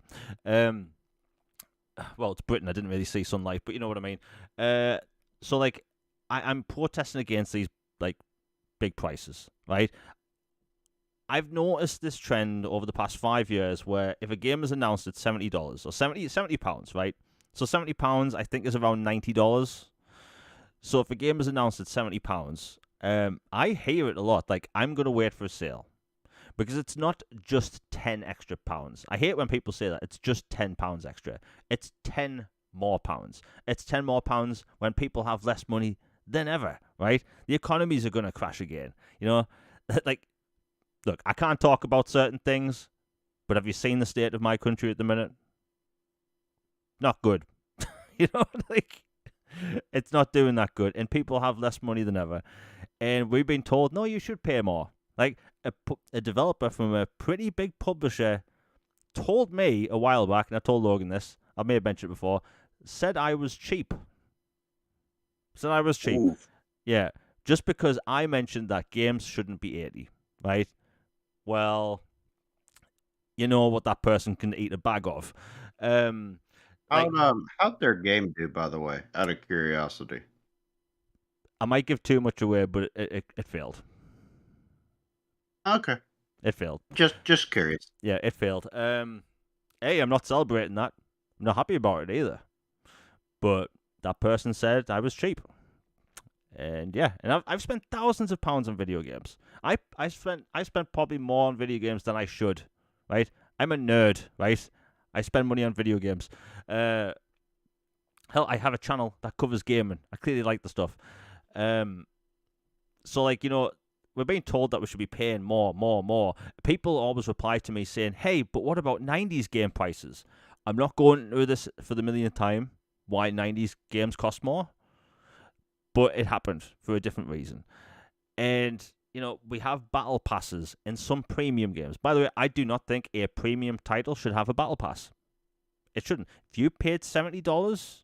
I hate them. Yeah, or whatever, you shouldn't be having a battle pass advertised on your screen when you play that game. I don't care if it's Call of Duty. Like Call of Duty, I'll use that as an example, right? That has a free-to-play mode called Warzone, which I really enjoy. That having a battle pass, I can completely get behind. I've completed 2 now. It's actually kind of fun. But like the premium mode, where you pay for the campaign, the multiplayer, and the zombies, that shouldn't have a battle pass, right? I'm against battle passes in general, really, unless, you know, there's some value to it. And in Warzone, you actually get the best weapons from it, which is debatable to be, like, really bad. But, like, people are kind of sick of it. People are being nickel and dimed on a daily basis. Look at these microtransactions for games, right? I think someone saw on, like, Street Fighter, there's some fighting game on PC where there's, like, $2,000 worth of cosmetics and characters. Like... Oh, Dead or Alive 6, That's I it. think, Yeah. was like insane amount. Yeah, that's it. Thousands of dollars of skins. Do you know if you played Dead or Alive 20 years ago, you unlocked all of that crap by playing the game. Just by playing. Great game. Yeah. And like Dead or Alive back in the day used to have tons of content, tons of skins, tons of characters. Now, pay for it. Right? And look, what am I saying right now? I will never pay £80 for a video game. Everyone has their limits, right? If the next Mass Effect comes out and it's 80, let's just say I'm going to have a conversation with myself. Because, like, let's be honest, I'm going to be a hypocrite in cave, right? Because I'm going to need You're going to be the Pied Piper just walking in town, you know? Yeah, and, like, I'm gonna hate myself. But, like, look, ever since games became £70, I haven't spent full price on a video game. I either get them slightly cheaper. You know, there's some stores in the UK that don't actually charge full price for some reason. You know, I've used Microsoft rewards points. Like, I think 70 is too much. So, like, when I say Silksong having this huge success, and it's a $20 game, and you have these developers, And a lot of people from publishers, they angry because people are happy they aren't being ripped off for a good game, right? How many times have I spent money on a game? A lot more, and I've been disappointed. How many times have I bought a game and it hasn't worked day one? Right? I'm okay with like the occasional bug, maybe like there's a slight glitch, maybe some texture pop in or stuff like that. I'm okay with. Like, I'm not even going to complain about it. But if your game is broken day one to the point where you have to have a huge patch that fixes most of these issues you already knew about, and you're basically asking me to play test the game I paid for, right? I have a problem with. So that's why I like to celebrate these little indie games doing better. That's why I like to talk about AA games. And we've talked about AA games before. AA games work day one, right? Not all of them, but more than AAA, I'd say. And they're actually more original and take risks. The reaction to Silksong was kind of sickening because we are, to them, just pay pigs. We are just numbers on a spreadsheet, right? And I put out this post the other day on Twitter, and I didn't really think about it. I just listed the price of all of the successful games this year. And I listed things like, Expedition 33, $50. Split Fiction, $50. Oblivion, I'm not entirely sure about the US price. I think it was $40. Not sure.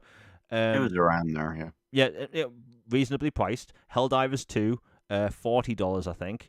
And like I'd say these games were very fairly priced and huge successes. And I didn't really think anything of it. And I just said, dear developers, price your games better, and you'll have more sales. And also day one working games. That's not too much of an ask, is it? And this post, as of now, has over 2.2 million views. You stirred the hornets. Yeah, I stirred the hornets. A lot of angry developers in there. Over 700 replies. Right? Let me tell you, I'm not going to go through them all. Like, I make a point every day on Twitter to spend 10 minutes to read every single notification. I try to get back to every single person that's replied to me or added me. That day, I apologize if people, mutuals or whatever, or people that reply to me all the time, if I missed them, because I had tens of thousands of notifications in the span of 12 hours. Like, I didn't think anything of it. It's just I thought, this is common sense, right? Reasonably priced games that work day one sell well. Who would have thought? In a year where we're getting ripped off all the time. And yeah, a lot of people had a problem with it. A lot of developers had a problem with it. There's developers from indie developers, shall I say, that they've been questioning online what they should charge for their video games. Nobody's asking developers to just charge $20 for their game. People are celebrating the fact that they got a good deal. They got a Game of the Year contender for $20, right? Nobody should be like, look, there's a game coming out in a week and a half called Jump Ship. I've been talking about this game for about a year and a half because I think it's one of the coolest looking sci-fi games coming. And it's a game where you, either solo or in co-op, you go around to different planets, fighting robots and stuff, right? You go on missions, right? And this game, and it looks really cool, you can have someone pilot this starship, fly through space, or through like an asteroid field, and have someone else stand on the hull of the ship and firing at enemies. Super cool idea. Well, anyway, it came out today that not only is the game coming out in a week and a half, but it's $24.99, right? I was actually shocked. So you have this small developer, they have this really good-looking game coming out, and it's $24.99. And to me, I'd say, you know what? Damn good price. And they already posted what the year one content roadmap looks like. There's a lot of cool stuff there, and it's all free, right? With no microtransactions. So, like, people aren't asking. This is the big takeaway, that all these people, all these developers and publishers whining about Silksong, people aren't wanting all these games to be priced $20. They want a reasonably priced game for the experience. So when, let's say, The Elder Scrolls 6 comes out, am I going to want to pay $60, $70? So I think the max price for a video game, considering I'm trying to be realistic, and I'm a realist, it can't be a penny over $70. It just can't be. I'm in that world now. I complained about prices 5 years ago, and I'm complaining about them now. I'm not going to stop. Otherwise, technically, wouldn't I be a hypocrite if I just stopped all of a sudden? because I'd be going back on what I've been saying for 5 years. But yeah, that's me, right? I think that, bear in mind, I haven't played Silksong yet. I'm going to, but like them having success should be a lightning rod for the industry to say, hey, don't rip us off on a daily basis. Give us good value and price your games reasonably. We've talked about this before. Reasonably, or should I say, variable pricing, right? Why do all AAA single player games have to be $70? Why? Why is this arbitrary price thrown around?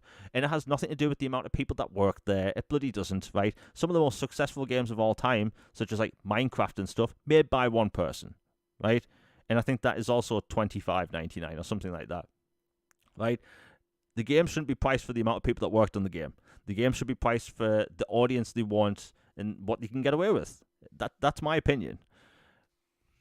But when it comes to $80, $90, and I have seen some huge, and I'm not going to mention names, I've seen some huge content creators go out there and say, yeah, GTA should cost $150 because they can. And you're going to get the gameplay out of it. No. We shouldn't be talking like that about entertainment. I don't see people going out of their way to say, you know what, I want to pay more for Netflix. Nobody in the history of this planet has ever said that. I dare someone to go online and try and find someone say that. They won't find it. Nobody's once asked for Disney Plus to go up in price. Not one. But for video games, we have people coming out saying all this stuff. People coming out all the time just trying to argue against us. And you know what, Logan, we're gonna have different topics, but I'm rambling and we can throw this in there. Game Pass, right?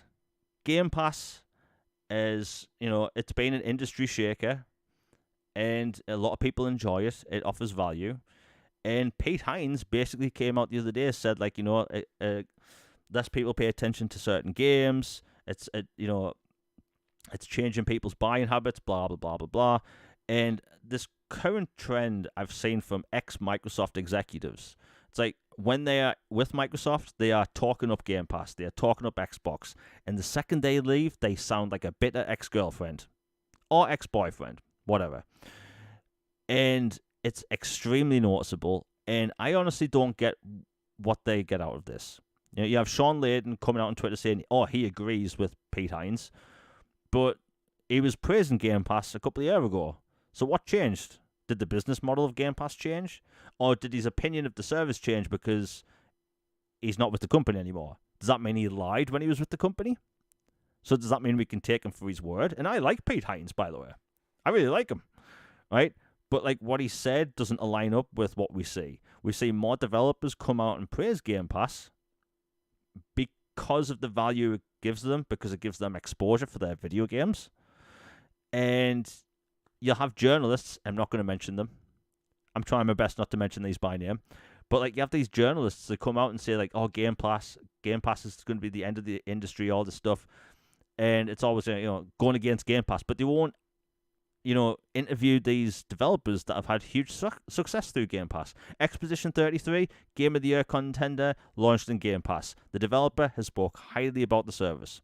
You have Whole Night Silksong, right? They had huge success with the first game. It also went to Game Pass, and they're going to have huge success in sales and via Game Pass with this. So, like, it's a win-win scenario, and I think that people aren't really getting the bigger picture. Like, Logan, I've been rambling for, 10 minutes straight. Like, we talked about Silksong and how, developers should be happy for its success, but also leading into Pete Hines saying what he said about Game Pass, because it's all the same thing. The industry's going in a certain direction, and, we do see a lot of successful games launching the service, but what he said sounded kind of bitter.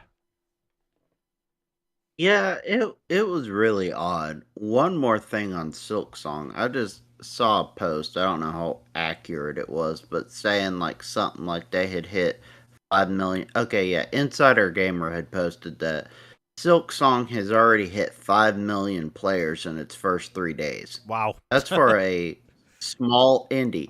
$5 million for a couple bros and their friends who made this game.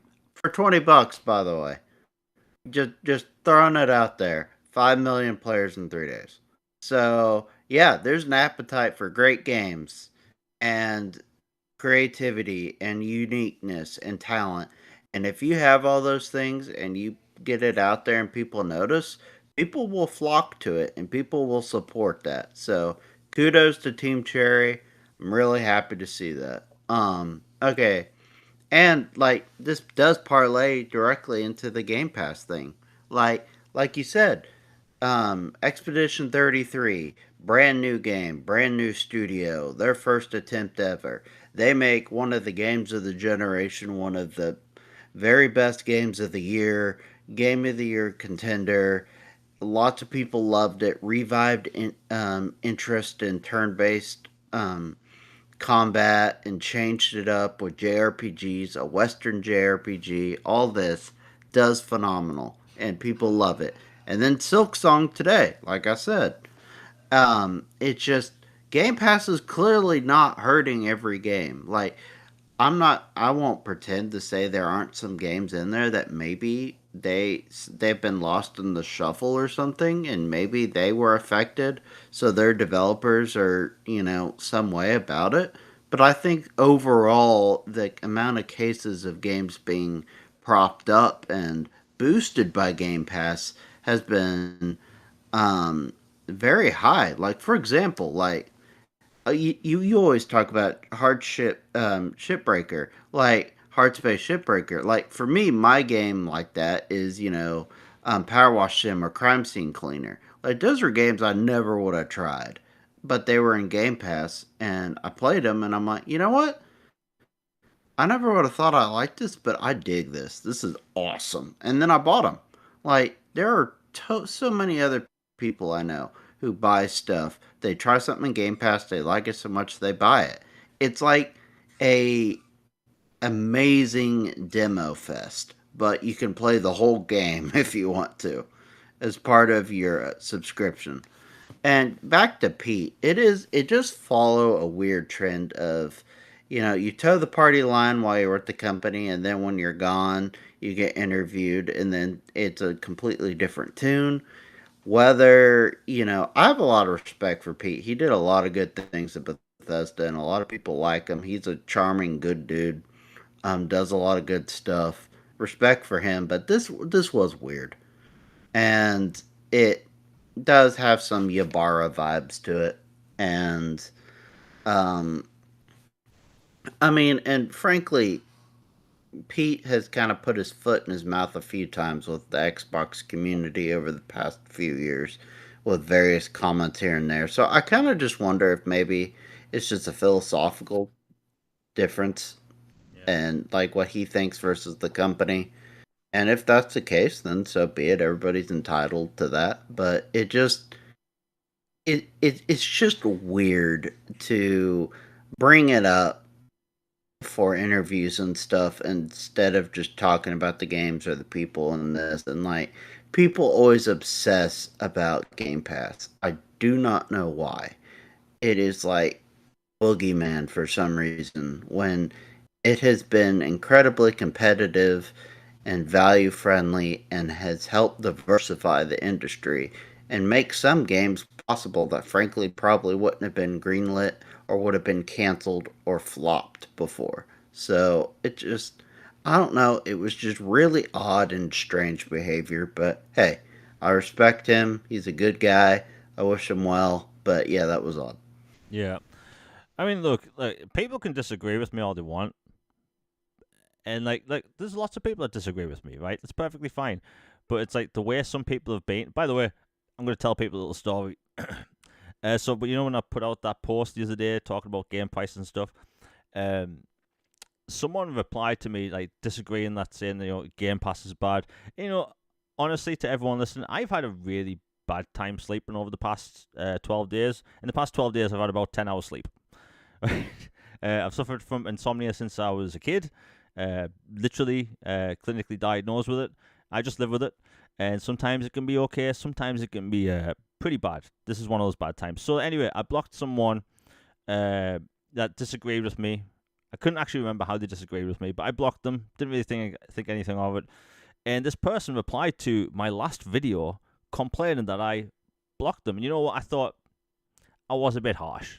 So I actually apologized to this person. I was like, you know what? I'm sorry. Give us your @ and I'll unblock you. So I waited about a day. I checked my comments and no reply. I wait another day. I check, no reply. But this person was just constantly replying to this person that was just saying crap about me. And I'm like, that's why I shouldn't give people a second chance, I think. like, yeah, people could disagree with me, and sometimes I might, be awkward or whatever. But like a lot of people that disagree with me, I'm completely okay with. And this whole situation the other day of the game price thing, like, I just don't get why people want to spend more and be argumentative over it, right? Like, if you're a millionaire CEO and you want to, want people to pay more, you want people to not have a good deal, okay. But like the average person, they aren't rich, they want a good deal. It's one of the reasons why I keep telling people about sales on social media, like sales of really cool games. And like Game Pass is a legitimate good deal, And if you do the Microsoft Rewards thing, you can buy more games as well. So like it's a win-win for everyone. But yeah, just seeing these, ex-executives or whatever come out and say this stuff, it just irks me the wrong way. And I have to make posts like that. But anyway, that's that. We still have a bunch of topics to go. I will say this, though. I always talk about game price. And the truth is, like, if you're someone and you're excited for a video game, maybe you've saved up, that's okay. I completely get that. Maybe you don't play a lot of different games a year, so maybe you are willing to pay more. I actually understand that. But if you are someone like, the core audience of gamers, which I'll call them, the core player base, like everyone in chat right now, everyone will listen later, most of the people in the community, right? We are people that play a lot of games every year. And if you've been told to just pay more and more for all of these games, you're going to be broke, right? So Game Pass allows people to experience more games. The amount of people that have told me they've gotten into a different genre of video games just because of Game Pass, maybe now they play RPGs.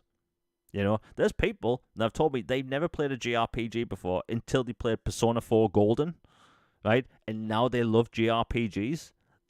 That makes me smile because that is super cool, right? It's the gateway service. Yeah. It's great. And like it's a win-win for everyone. And we hear about these developers that, like the developer of Descenders, right? The bike game. That did really well. A lot of people played it, and the developer was so pleased with how it was received in Game Pass, he put his future games and his most recent game in Game Pass day one. So like, Game Pass is clearly working, but yeah, we'll just see what happens. Let's see what we have next. Excuse me if my voice has been going out, like in and out during this whole show. Again, next to no sleep. Let's see what we have next. Oh yeah, this is a fun one. Actually, no, I've got like 10 topics listed as one. You know what? Let's talk about Tokyo Game Show, because Tokyo Game Show, this year, I think is going to be like Christmas for a lot of nerds. I think that, if you've been waiting for Final Fantasy VII on Xbox, congratulations, we've almost made it. It's been 5 years, Hell, the thumbnail of this podcast is Tifa. I'm curious to think how many Final Fantasy thumbnails I have now for podcasts, but there's probably a lot. And the truth is, we spent most of this past 5 years saying things like, I don't think these games will ever come to Xbox. To like, there's a slight snowball's chance in hell of this game coming to Xbox. And then maybe it'll come to Xbox 2 years after the trilogy's finished. And then it gets to the summer showcase, it's there, and if people hear my reaction, I lost it. I actually fell out my chair. But like, clearly excited. And, it's coming this winter. 16 already dropped. I talk about that game enough. And I think a lot of people are going to be happy because, like, Square Enix, they've committed to the multi-platform route. They're including Xbox in this. And, like, they have a bunch of new games coming to Xbox. And people are happy, right? They have a new game coming to Xbox this month, which is called Final Fantasy Tactics, the remaster, the Ivalice Chronicles. They're going to... I think a lot of people are going to enjoy that, especially if they've never played a tactical game before. They have the Dragon Quest games, 1 and 2 HD 2D remake. That's a mouthful. And they're going to have success with that. Those games look fantastic, by the way. And people seem very happy with Xbox and its state with Square Enix at the minute, that, it's all good times. There was a lot of this bitterness between Xbox fans, I'd say, and Square Enix for the longest time, because the obvious thing, Final Fantasy VII. Well, it's almost here. TGS is just around the corner, and Square Enix already has the Final Fantasy VII Remake for Xbox listed as it's going to be on their show floor. They're going to show more footage of it, which is finally about bloody time. But Xbox also has their Tokyo Game Show on the 25th. Actually, I'll check the times because it's all over the place. So Xbox returns to Tokyo Game Show on Thursday, September 25th at 7 p.m. Japan Standard Time, 3 a.m. Pacific, 6 a.m. Eastern, and 11 a.m. UK. And the funny thing about this whole article or blog they put out, normally they tend to talk about a bunch of games that's coming that they're going to show off. They didn't really do that this time. But they are still doing their show, which they normally do. But it should be interesting because, Final Fantasy, their relationship with Japanese developers has gone way up, thankfully, over the years. And it looks like it's going to be a good show, especially for Japanese RPG fans. But before we talk about the Forza stuff, quick, Logan, how do you feel about the whole Final Fantasy thing in Xbox now? I'm happy because, like you said, I went from this isn't happening to this has an Ice Cube's chance to, well, okay, maybe in a couple of years or when the trilogy's done, to, yeah, it's finally happening, cue the memes. It's happening. Oh my gosh. And so I'm excited. I can't wait to play it. According to Nate the Hate, who's leaked a bunch of other stuff and been pretty accurate for the most part, he had an update that was saying it sounds like part 2 will be hitting next year for Xbox and Switch. So and then maybe the third one will be day 1 for everybody. I'm not sure, but it's looking like we won't have to wait too much longer, and we'll finally get them, and we will be made whole again, and it's great. Yeah, I mean, look, I've been playing Final Fantasy 16 for 3 months. Yeah, I've been playing Final Fantasy 16 for 3 months now, because that's just the rate I'm playing these games. So, I'm okay with that. If you go back to when the showcase happened, and we did the podcast after, I said that, Rebirth will come out next year for Xbox. Not because I'm some Nostradamus and there's no leak or anything, but, financially, that's technically when it makes the most sense for them. Because, well, anyway, my original opinion and prediction is it's going to be announced at the Xbox Showcase next year, and it's going to launch at the end of September. That's for Final Fantasy VII Rebirth. Because, the team is hard at work on the third game. It might be coming sooner than later. And, yeah, I 100% think that the third game is launching on everything at the same time. And, Square Enix, they're going to have a huge success with this. There's going to be a huge marketing campaign, in my opinion, because Final Fantasy VII is a household name, right? They aren't going to do with what they did with 16 with, hey, we're going to put out a trailer and a social media post, and that's it. No marketing campaign at all. But with 7 Remake and it being on Switch day 1 as well, yeah, I think Square's going to go all out for this. Now, the other big thing is, and by the way, the self-gratification for Final Fantasy finally coming to Xbox, it's so sweet. I don't have to make those posts anymore about how these games need to come to Xbox and list why and how Square Enix is going to benefit from them. No more, which is great. The moths are gone. Yeah, the moths are gone. My God, you've seen the replies. I always post about Final Fantasy VII Remake needing to come to Xbox, and you always used to post that the moth gif. People used to get angry and reply and say some pretty mean things sometimes. I'm not gonna lie. And it was just me being positive, wanting the game to come over. And now that when I make posts, just... yeah. Okay, go ahead. Sorry. I was just gonna say you were leaving the light on for them, Yeah, and they just come to it like a moth. yeah, That was why I posted it every time, and it happened without fail yeah. every time. And it worked because I'm not gonna lie. Sometimes I did it on purpose. like, like if I got a little bit bored, like I'm talking about upcoming games anyway, there would be the occasional time I'd fan the flames. But for the most part, I'm just happy it's coming. And look, I'm probably going to drag that next game, about 7 Remake, over 3 months as well. So expect a lot of screenshots, a lot of footage. It's going to happen. I loved the original as a kid. Loved the original. Didn't understand the story when I was a kid, but when I replayed it years later as an adult, like I loved it. Loved it as a kid. Didn't understand it. Loved it this time. I understood it. But yeah. But the other big thing that's meant to be a Tokyo Game Show, and that is Forza Horizon 6. Now, why would Forza Horizon 6 be at a Tokyo Game Show? It's because it's meant to be in Japan finally. Now, for people that have been on social media for a while, you know that Forza Horizon has had Japanese rumors since 2013. Right? People have, and it's not even rumors. It's people manifesting hopes and dreams into rumors.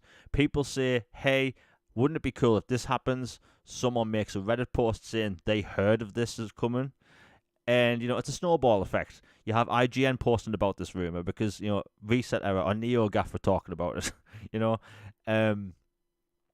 But it's happened with every Forza game. But this time, it's slightly different because apparently there's been people that work for Microsoft.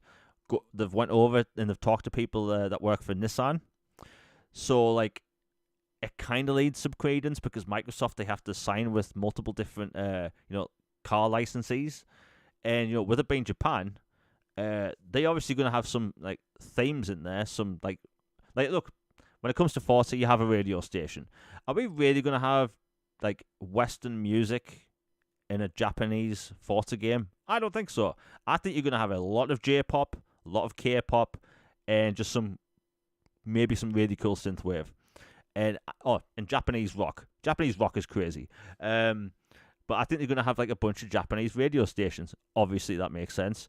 But also, like, when it comes to events, like, you have themed events in Forza Horizon. So aren't you going to have those themes around Japanese content? Are you going to have expansions that are based around Japanese content, such as, like, different anime and stuff, cultural things? That's really exciting. So, like, even though normally I'm on team, I don't think it's happening, this time I'm about 97% leaning on it's happening. If you're going to announce it anywhere, it has to be Japan. It has to be. Your audience has been growing. Not huge, but it's been growing slowly and steadily, especially with the cloud stuff over the past 5 years. Like, announcing that game there would be huge. There's a huge racing car culture there, and obviously people will make the Tokyo Drift jokes and use that GIF everyone uses on Twitter with the Tokyo Drift GIF. But I think it's happening. And, it will be weird for a lot of the Americans because you're essentially going to have a new Forza game announced at 3 a.m.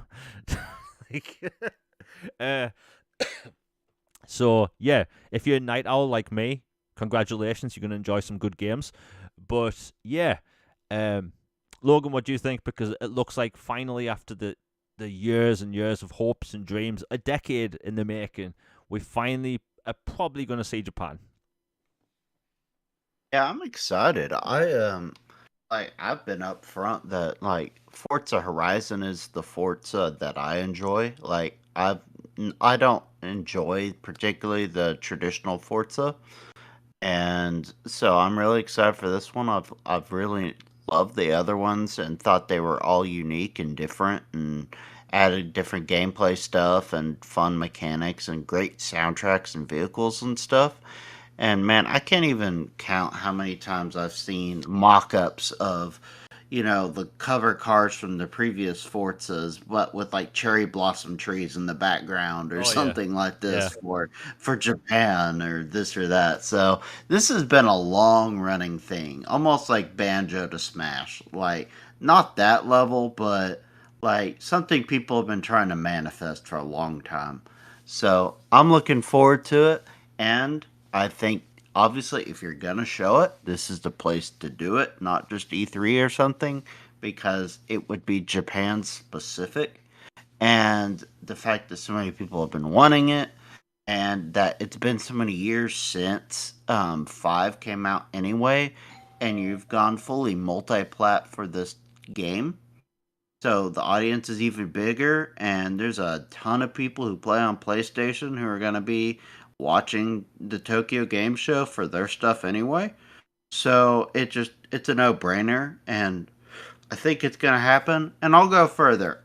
I have a prediction for what the cover car will be. I think it's going to be a Skyline. Oh yeah, yeah, Um, 100%. I think a for those who aren't ingrained in car culture, a Skyline is like a very Tokyo Drift type car, tuner car, just like beautiful, gorgeous, and it has different names in different countries, but Skyline is like the most iconic name for it. And to me, you couldn't come up with a more perfect car to choose for the cover car for a Japanese set Forza game. Yeah. Now that you mention that, it kind of has to be a Skyline. It really does. Like that car pretty much encapsulates Japanese car culture. Man, that would be so exciting just having one of those on the cover, because I remember when Need for Speed Most Wanted came out and it had the BMW on the cover, like car enthusiasts went nuts, right? Because that was like the car at the time that people wanted. And them having it on the cover of that game just made people go nuts. I know for people that aren't into cars, it might sound weird, or car games. But hey, genuine excitement, or GTR, yeah. But yeah, Nissan Skyline. That, like, if people aren't familiar with what that car looks like, it's in the Fast and the Furious movies. It's Paul Walker's car in that franchise. But yeah, what a Gorgeous car. yeah, gorgeous car. It's very distinctive looking. But yeah, look. Now I'm going to be really disappointed now if it's not a Skyline on the cover, because that's one of the coolest looking cars in my opinion. It's just gonna be a Toyota Camry. Yeah, probably. You never know. Or it's going to be like one of those. Have you seen those weird Nissan vans that they look like a bubble? Oh yes, Right? yeah, or like a leaf or a Yeah, cube or yeah. something. Yeah. Oh my god, those cube cars are horrendous. They've got like two little like bumpers on the bonnet, or I'll say the hood in the US. Like, that's an ugly car. Wow. But yeah, it looks like Forza's finally happening. Now I'm just wondering how they're gonna gauge because all these companies, when they do these announcements, they talk about engagement and stuff. Like, how the hell are you gonna announce a game such as big as like Forza Horizon 6 at 3 p.m. Pacific? Like, I don't know how that's gonna go. Like, because normally, they make these social media posts. Like I've made like 90% of my followers on, even here and on Twitter, are from the US or Canada, Brazil, Mexico, like them similar timelines. Time zones. So like, I mainly don't post between, I don't post before 11 p.m. Sorry, not 11 p.m. 7 p.m. most of the time, right? Because I know no one else is online. So like, it's kind of the same for these companies. They kind of gauge how many people are online and like how many people are from whatever country. And like, most people that follow Xbox are from the US. So it's like, are they going to save their marketing cycle for the announcement for when people are awake, or are they going to do it when everyone's asleep? We'll have to wait and see. But hey, I mean, look, there's a chance that Tokyo Game Show comes and goes, and there's no game there. But we'll see. But out of all the years, it could be real. It has to be this one. It just does. You know what? Let's see what we've got next. Oh yeah, we'll talk about this quickly. Oh no, Logan, you brought this up. You want to talk about Helldivers too? Oh yeah, I was just gonna say it continues to do crazy numbers. There was reportedly, I don't know how reliable it is, some analytics firm that come out with some number basically saying like it had outpaced or outsold like the PlayStation version for the amount of time it did. And it apparently some Xbox sources from Jez on his podcast, him and Rand's show, talked about that. Yeah, they kind of it hit some similar numbers in Xbox View, that it's doing well and it's still like in the top few on Xbox Store right now. So just kudos to them, and it got a new season of stuff and people are enjoying it. Yeah, it will be exciting. I think that I think it's time for a big game like this. Um, you know, Microsoft having a game like this from PlayStation on Xbox, like people obviously going to come out and say, oh, what's next and stuff. Like, obviously more stuff will come up because they've had huge success. But like I don't think people realize how well that game's done, because you have this live service game launching on Xbox a year after it initially launched. Typically with live service games, that is bad, right? Because you have less people playing on the previous platforms than ever before. And even if you do have cross-play integration, you still have one player base that's kind of fell off. But Helldivers 2 hasn't had that problem. And, good on them. Arrowhead, they having huge success. PlayStation, they obviously going to make a crap ton of money off this. Microsoft, they're going to make a crap ton of money off this. So it's a win-win all around. The interesting thing is that after last week's show, it actually went up even more in the UK. So it was placed number 1 and number 3 in top paid games. And now it's number 1 and number 2. So there's a lot of people buying the bundle with the skins. So, like, people see value in that stuff, man. And, like I said, Helldivers 2 is reasonably priced. Like, that's a good price for that game. You get a lot of content. It is a live service, but we'll just call it a co-op game. You've got to wonder, like Sony, they're obviously going to be looking at this, wonder what they're going to do. But that will be interesting to see what happens. And, we'll quickly talk about the Starfield thing quick. Starfield is a single-player RPG, but for some reason people think it was going to get updates all the time, content all the time. That's not the type of game it is. It's a role-playing game made by Bethesda. Bethesda typically doesn't do, role-playing game content like quickly after launch and consistently. Like, it takes them a while to get expansions out, but for some reason people thought this was going to have them pretty often. And some people felt disappointed by the last expansion. I don't understand that. Maybe it's because a lot of the content was on the same planet, or most of the content was on the same planet. But personally, I enjoyed it. I can't wait for more. They did have their 2-year anniversary the other day. They basically put out like a 9-second video basically teasing an upcoming expansion.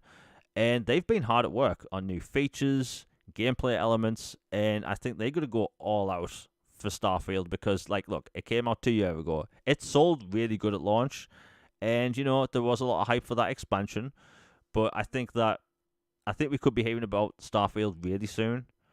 It's just that if people, and by the way, people always compare it to No Man's Sky. The problem about comparing it to No Man's Sky is No Man's Sky it's a survival game. It's a sandbox game, right? And yet they update it all the time. But if you go back to what that game was 9 years ago, and then look at what that game was a year later, it was basically the same game. You fast forward 9 years, it's a completely different game, and the game has evolved so much. It's got so many different incredible features. They've put out like 50 expansions or something. It's probably more like 25. But like, that game has reasons for it to be like that. Starfield it's an RPG. It's about a narrative. It's about experiencing a story. It's a different type of game. So I don't like the whole idea of bundling all of these games as just space games, right? We're just going to lump everything that's set in space under the same umbrella, thinking it should get the same treatment. I think that's a bit unfair on these games. Sure, they are both space games. They're set in space, but for people to expect No Man's Sky style expansions and updates for Starfield, I think it's pretty unrealistic, let's be honest. But hey, that's just my take. I think I think what they're going to come out with, it's going to be interesting because it hinted at the Terran Armada, which is, it looks like we might be going back to Earth, which, if you've been to Earth in that game, it's probably going to look like that in real life in a year or two anyway. But hey, it's exciting.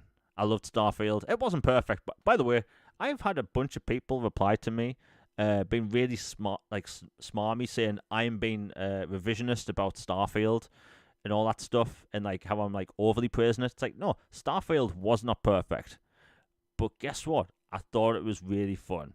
I loved the world they created. I loved the space combat. I like the fact that it, like, look, I love sci-fi, and it was a different kind of sci-fi. It was NASA-centric. I don't want to always land on a planet that's always been under attack by, alien spaceships or like alien armadas or whatever, right?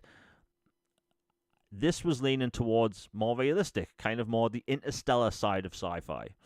And I liked that. It was different. It was refreshing. And honestly, it was pretty cool to just get in a spaceship and land on a planet no one else has been to before. Right? That was cool. So it's not perfect. No game's perfect, but I just enjoyed my experience with it. There's things about Starfield that change. I would like more, more interesting dialogue options for side quests, that type of thing. I would like more things to do on the undiscovered worlds, like that type of thing. But like for me, I've got a really good experience from it. But this game has had this constant barrage of hate going on years. And that's why I use the term forced hate, because if you go to any post I've ever made about Starfield, look at the replies. There are people like really bitter about that game. And like, if you've played the game and didn't like it, cool. But if, like me personally, if I play a game and I don't like it, I move on to something else. I don't spend my free time hating on it.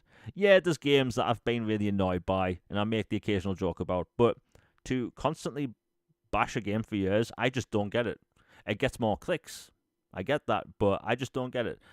Anyway, that's my side about that. Like, Logan, what do you think about the whole like Starfield getting more content, and what did you think of the last expansion, if you got to it? I'm happy that it's getting more content. I think content is something it sorely needs, along with, some updates and, adjustments to some stuff. Some new factions would be a godsend for it. And, some more stories and, like, some tweaks to the starship combat and customization. Like, I really enjoy flying around, and the combat was one of the most fun parts to me, the space combat. But I would love even more options for that. And I haven't played the expansion yet, Shattered Space, but I've been looking forward to doing it. Basically, kind of like what we talked about earlier about when an expansion comes out and it kind of takes place during it or after it or whatever. Yeah. Well, this is one you can theoretically do whenever, but I was kind of waiting for the inevitable other expansions to hit and then the story's wrapped up before I jump back in again. So I'm looking forward to it, and like the discourse around Starfield was so toxic at one point it created the term, Starfield derangement syndrome. Yeah. Like, for a reason. People were like legit psycho about this game. And it's not revisionist history to go back and look at some stuff about it and go, hey, people were literally tearing this a new one over stuff that they were perfectly fine with in Fallout or Elder Scrolls or any of the other Bethesda titles that had come out. Like, not saying it was as good as those, because I think those at their peak is better for sure, but some of the complaints were disingenuous, at least. And the scoring and stuff. Was it the game of the generation that I hoped it would be? No. But it was fun and I enjoyed it, and I still think it has potential. Yeah. You know what? Before I continue, we haven't got much longer going the show. If you're watching this live, can you let me know in chat if there's been any unusual pauses? Because, so for instance, when we do live streams on YouTube, we can have it set so we do ads. Like, ads can appear during live streams, but I've had that turned off for years because, and it's not on now, because it's kind of pointless. I don't like the idea of ads during a live stream, so I don't have them turned on. So on the top of my settings, it says it's turned on. So if you can let me know in chat if it's happening, I'll have to get it sorted by the next show. But I don't have ads during live streams, but for some reason it's saying I do have them. Like, literally, there's no benefit to me at all having ads in a live stream at all. So if you're listening live, just type yes or no if there's anything interrupting the show. You've seen one interruption. I'll get this sorted by next week because I've had this turned off. Like, for instance, when you start a live stream on YouTube, it actually gives you an option at the top of the screen to turn it on or off. And delete ads. Let's see, what's this? Right, okay, I've got something turned on. I don't know what it is. But basically, you can have ads that automatically get set throughout a live stream, but that means you miss content, and I'm not having that. I hate when I watch live streams and people have ads turned on. It makes no sense for me to do that. So I'll get this sorted. YouTube has been having issues behind the scenes. So yeah, I'll get that sorted. Starfield, I want to see more content, and it looks like we're getting it. Now, I mentioned GTA quickly. There's talk that it's going to get delayed again. Honestly, if you've waited 13 years, I think you can wait an extra few months. Like, don't get me wrong, I can't wait to play it. But it doesn't bother me. Like, an extra few months. Although, if it does launch in September next year, they are going to mess with the complete release schedule of that year. They're going to do it anyway, but if you're launching GTA late next year, I feel sorry for other developers. Because, by the way, that's why we had no release dates up until June, because everyone thought GTA was releasing around, like, later this month. So, yeah. I'll mention Fallout quickly. So I want to talk about this because for some reason I have this kind of, like, feeling that the Fallout 3 remake is going to be announced in the next month. So basically the TV show is coming in December, and I originally thought they would actually do a shadow drop. But considering how much like Fallout 4 sold and how well 76 did during the TV show, I think they're actually going to have the TV show come out and maybe release the video game a week later to generate hype. Because, again, that's what a lot of these companies go on. But, yeah. Logan, what do you think? Because there's still a lot of stuff going around that, we are going to see the Fallout 3 remake. But with the TV show coming in December, I don't know.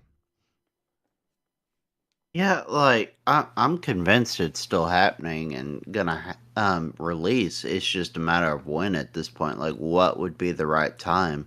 Like, optimally, you would release it at the same time as the show or right before to get people even kind of riled up into a frenzy for it.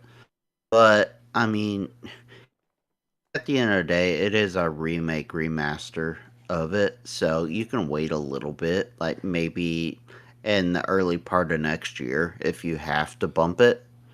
But yeah, it feels like they're running out of time if it's going to be this year. And one topic we didn't cover, but since you're talking about a show anyway, it made me think about it. Was did you see the Call of Duty movie stuff that came out? Yeah, yep. You once in a while you come across a story in your timeline that makes you spit out your drink a little bit, kind of takes you by surprise, and you're like, "Wait a minute, they did what now?" Um, so we had already heard that Call of Duty was being the movie. They agreed to Paramount. Godspeed to them. Hope they can do a better job with it than they did Halo. But it comes to find out that Steven Spielberg himself had pitched doing the film to them and said he wanted to do it. His movie, Saving Private Ryan, was the entire inspiration for Medal of Honor, which became the inspiration for Call of Duty. And he's an avid gamer, and he plays them, and they heavily used his works as influence for their games back in the day. And for you to turn down Steven Spielberg, who, like, one of the godfathers of Hollywood blockbusters to tell him, like, nah, we don't want you to do it because you want creative control and direction on a project is just Oh, insanity that's to me. terrible. Like, I just, I'm, that's like, going to like one of the horror movie icons and like turning down like, you know, it's just insane to me. Like Yeah, I can't even put it into words like the equivalent in other film industries. It's just like you've got to have some serious gall if yeah, you think you guys can find somebody who'll do a better job. Maybe they will, but it just screamed like, "What are you doing?" yeah. You know, before I found out about the Steven Spielberg thing, like when I was talking to my friend that I play Warzone with, he was like, "Oh, did you hear there's going to be a Warzone movie? Not a Warzone movie, a Call of Duty movie." And I was like, "Yeah," and like him, himself and myself, we basically came up to the same conclusion that it's either going to be one or two kinds of movies. It's going to be a Black Hawk Down style movie where it's super intense, there's lots of emotion, or it's going to be a Michael Bay explosion fest. It's going to be one of those two things. And when I saw that Steven Spielberg thing, I'm like, okay, so we're getting a Michael Bay explosion fest. like, like, do we, if Activision was and it was probably Bobby Kotick, like, were they really so concerned that Steven Spielberg would want creative control to the point where it wouldn't be a Black Ops story anymore or a Modern Warfare story? Like, come on, right? You can't watch Saving Private Ryan and think, you know what? I don't want Call of Duty to have that. Like that would probably be the best video game movie of all time, and it would have been Call of Duty. So that is. Hopefully they'll give him a call. I just like Steven Spielberg in a Call of Duty film would work so well. It would be perfect. Um, Hopefully we can get like Phil Spencer on the phone. Like just call him now. Right, call Steven Spielberg. But hey, we'll see what happens with that. Oh, and by the way, for people watching live, I've just found out why there may be ads playing during this live stream. I found a way to turn it off. So normally, but when you set up a live stream, there's a little toggle that says ads automator, turn off, turn on. I've had it set off to turn off basically since we started doing the podcast. And for some reason now, it's set automatically as on by default. So no need to worry in the future. I'm just going to go into the settings and turn it off. But that's why there may have been one or two interruptions. I'm not having ads in a podcast. I'm just not doing it. Anyway, I mean, it does increase revenue, but at the same time, as a live experience, it's kind of crappy. So, no. Like, hell, I watch WWE. Do you know how annoying it is to get an ad during a match? A cage match? Come on. So, yeah. And As a sports fan, I feel your pain. yeah, it's just, I don't get it, man. Live stream ads. Like, what they should do, and this is random, tangent about like ads in general. What these companies should do is have split screen ads where you have the content still going on and you have ads on the side. Like YouTube actually do the side by side stuff for when you pause something. Like why can't we have that for live sports or live events? Like, so you can still watch the sport and not miss something, or the live stream or whatever. I don't know. It just seems like such an easy fix. But yeah, Logan, it's been great doing this show with you once again. Everyone in chat has been amazing. For some reason, we've had a bunch of technical difficulties today. Ever since YouTube had its issues last week or 2 weeks ago, it's been non-stop headaches for me. But we'll get that sorted next week. It should be better. Now, I was going to say we will be live, or I will be live streaming the whole Tokyo Game Show event. No, I won't be able to stream that at 11 in the morning. Plus, everyone else will be in bed. So we'll see what happens with that. But yeah, we will be back for a new episode of All Things Xbox Podcast next week. Now, I want to do a little channel update for people listening because you guys, basically the reason the channel's here. Over the past few weeks in August, a new system rolled out, an AI system by YouTube and I love YouTube. YouTube's the best platform, but like there's some issues, and this AI platform or this AI thing basically goes around and dictates whether a video is safe for everyone to consume. And basically it'll say whether your video is going to be age restricted. And if a video is age restricted, you can't see it at all. It doesn't appear at all on YouTube if your YouTube account is set to a restricted setting. So as people were finding out about this, because people were having less and less views, less people watching, less notifications going out to their live streams, is that they found out that if you set your channel to restricted and you look at your own channel or someone else's, you can see that there's a lot of content you can't see. So I tested that with mine, and my jaw hit the floor. And I was I'm not gonna lie, I was really upset when I saw this. That apparently there's no videos on my channel going all the way back to 2021. So all of my videos, all of my live streams since then, including podcasts, have been labeled as age restricted, even though this is a PG show and a PG channel. Like, we do have the occasional swear word, but out of like 90 hours of content, you basically have 30 seconds of swearing. And for some reason, this has hit me pretty bad. And yeah, almost basically everything I've made and put out since 2021 has been age restricted. So if you happen to know someone that likes the channel, thank you. But if you just know that a channel, or if your channel, your account is age restricted or a restricted account, you can turn it off and then you'll be able to see content again. This has hit thousands and thousands of creators, and hopefully things will get better. But yeah, I'm not gonna lie, almost had a heart attack when I saw my channel had nothing going back to 2021. Literally a video about Mass Effect Legendary Edition and what it's gonna have. Right, that was the last video people can see. Anyway, hopefully that stuff gets sorted. Hope everyone enjoyed the show. My last video that I put out, 20 biggest games coming to Xbox Series X and S in September. The link to that is in the description down below. Hope you enjoy it. Took a long time to make, but it's fun. There's a lot of games there that you might like, and a lot of horror games. A lot of horror games this September.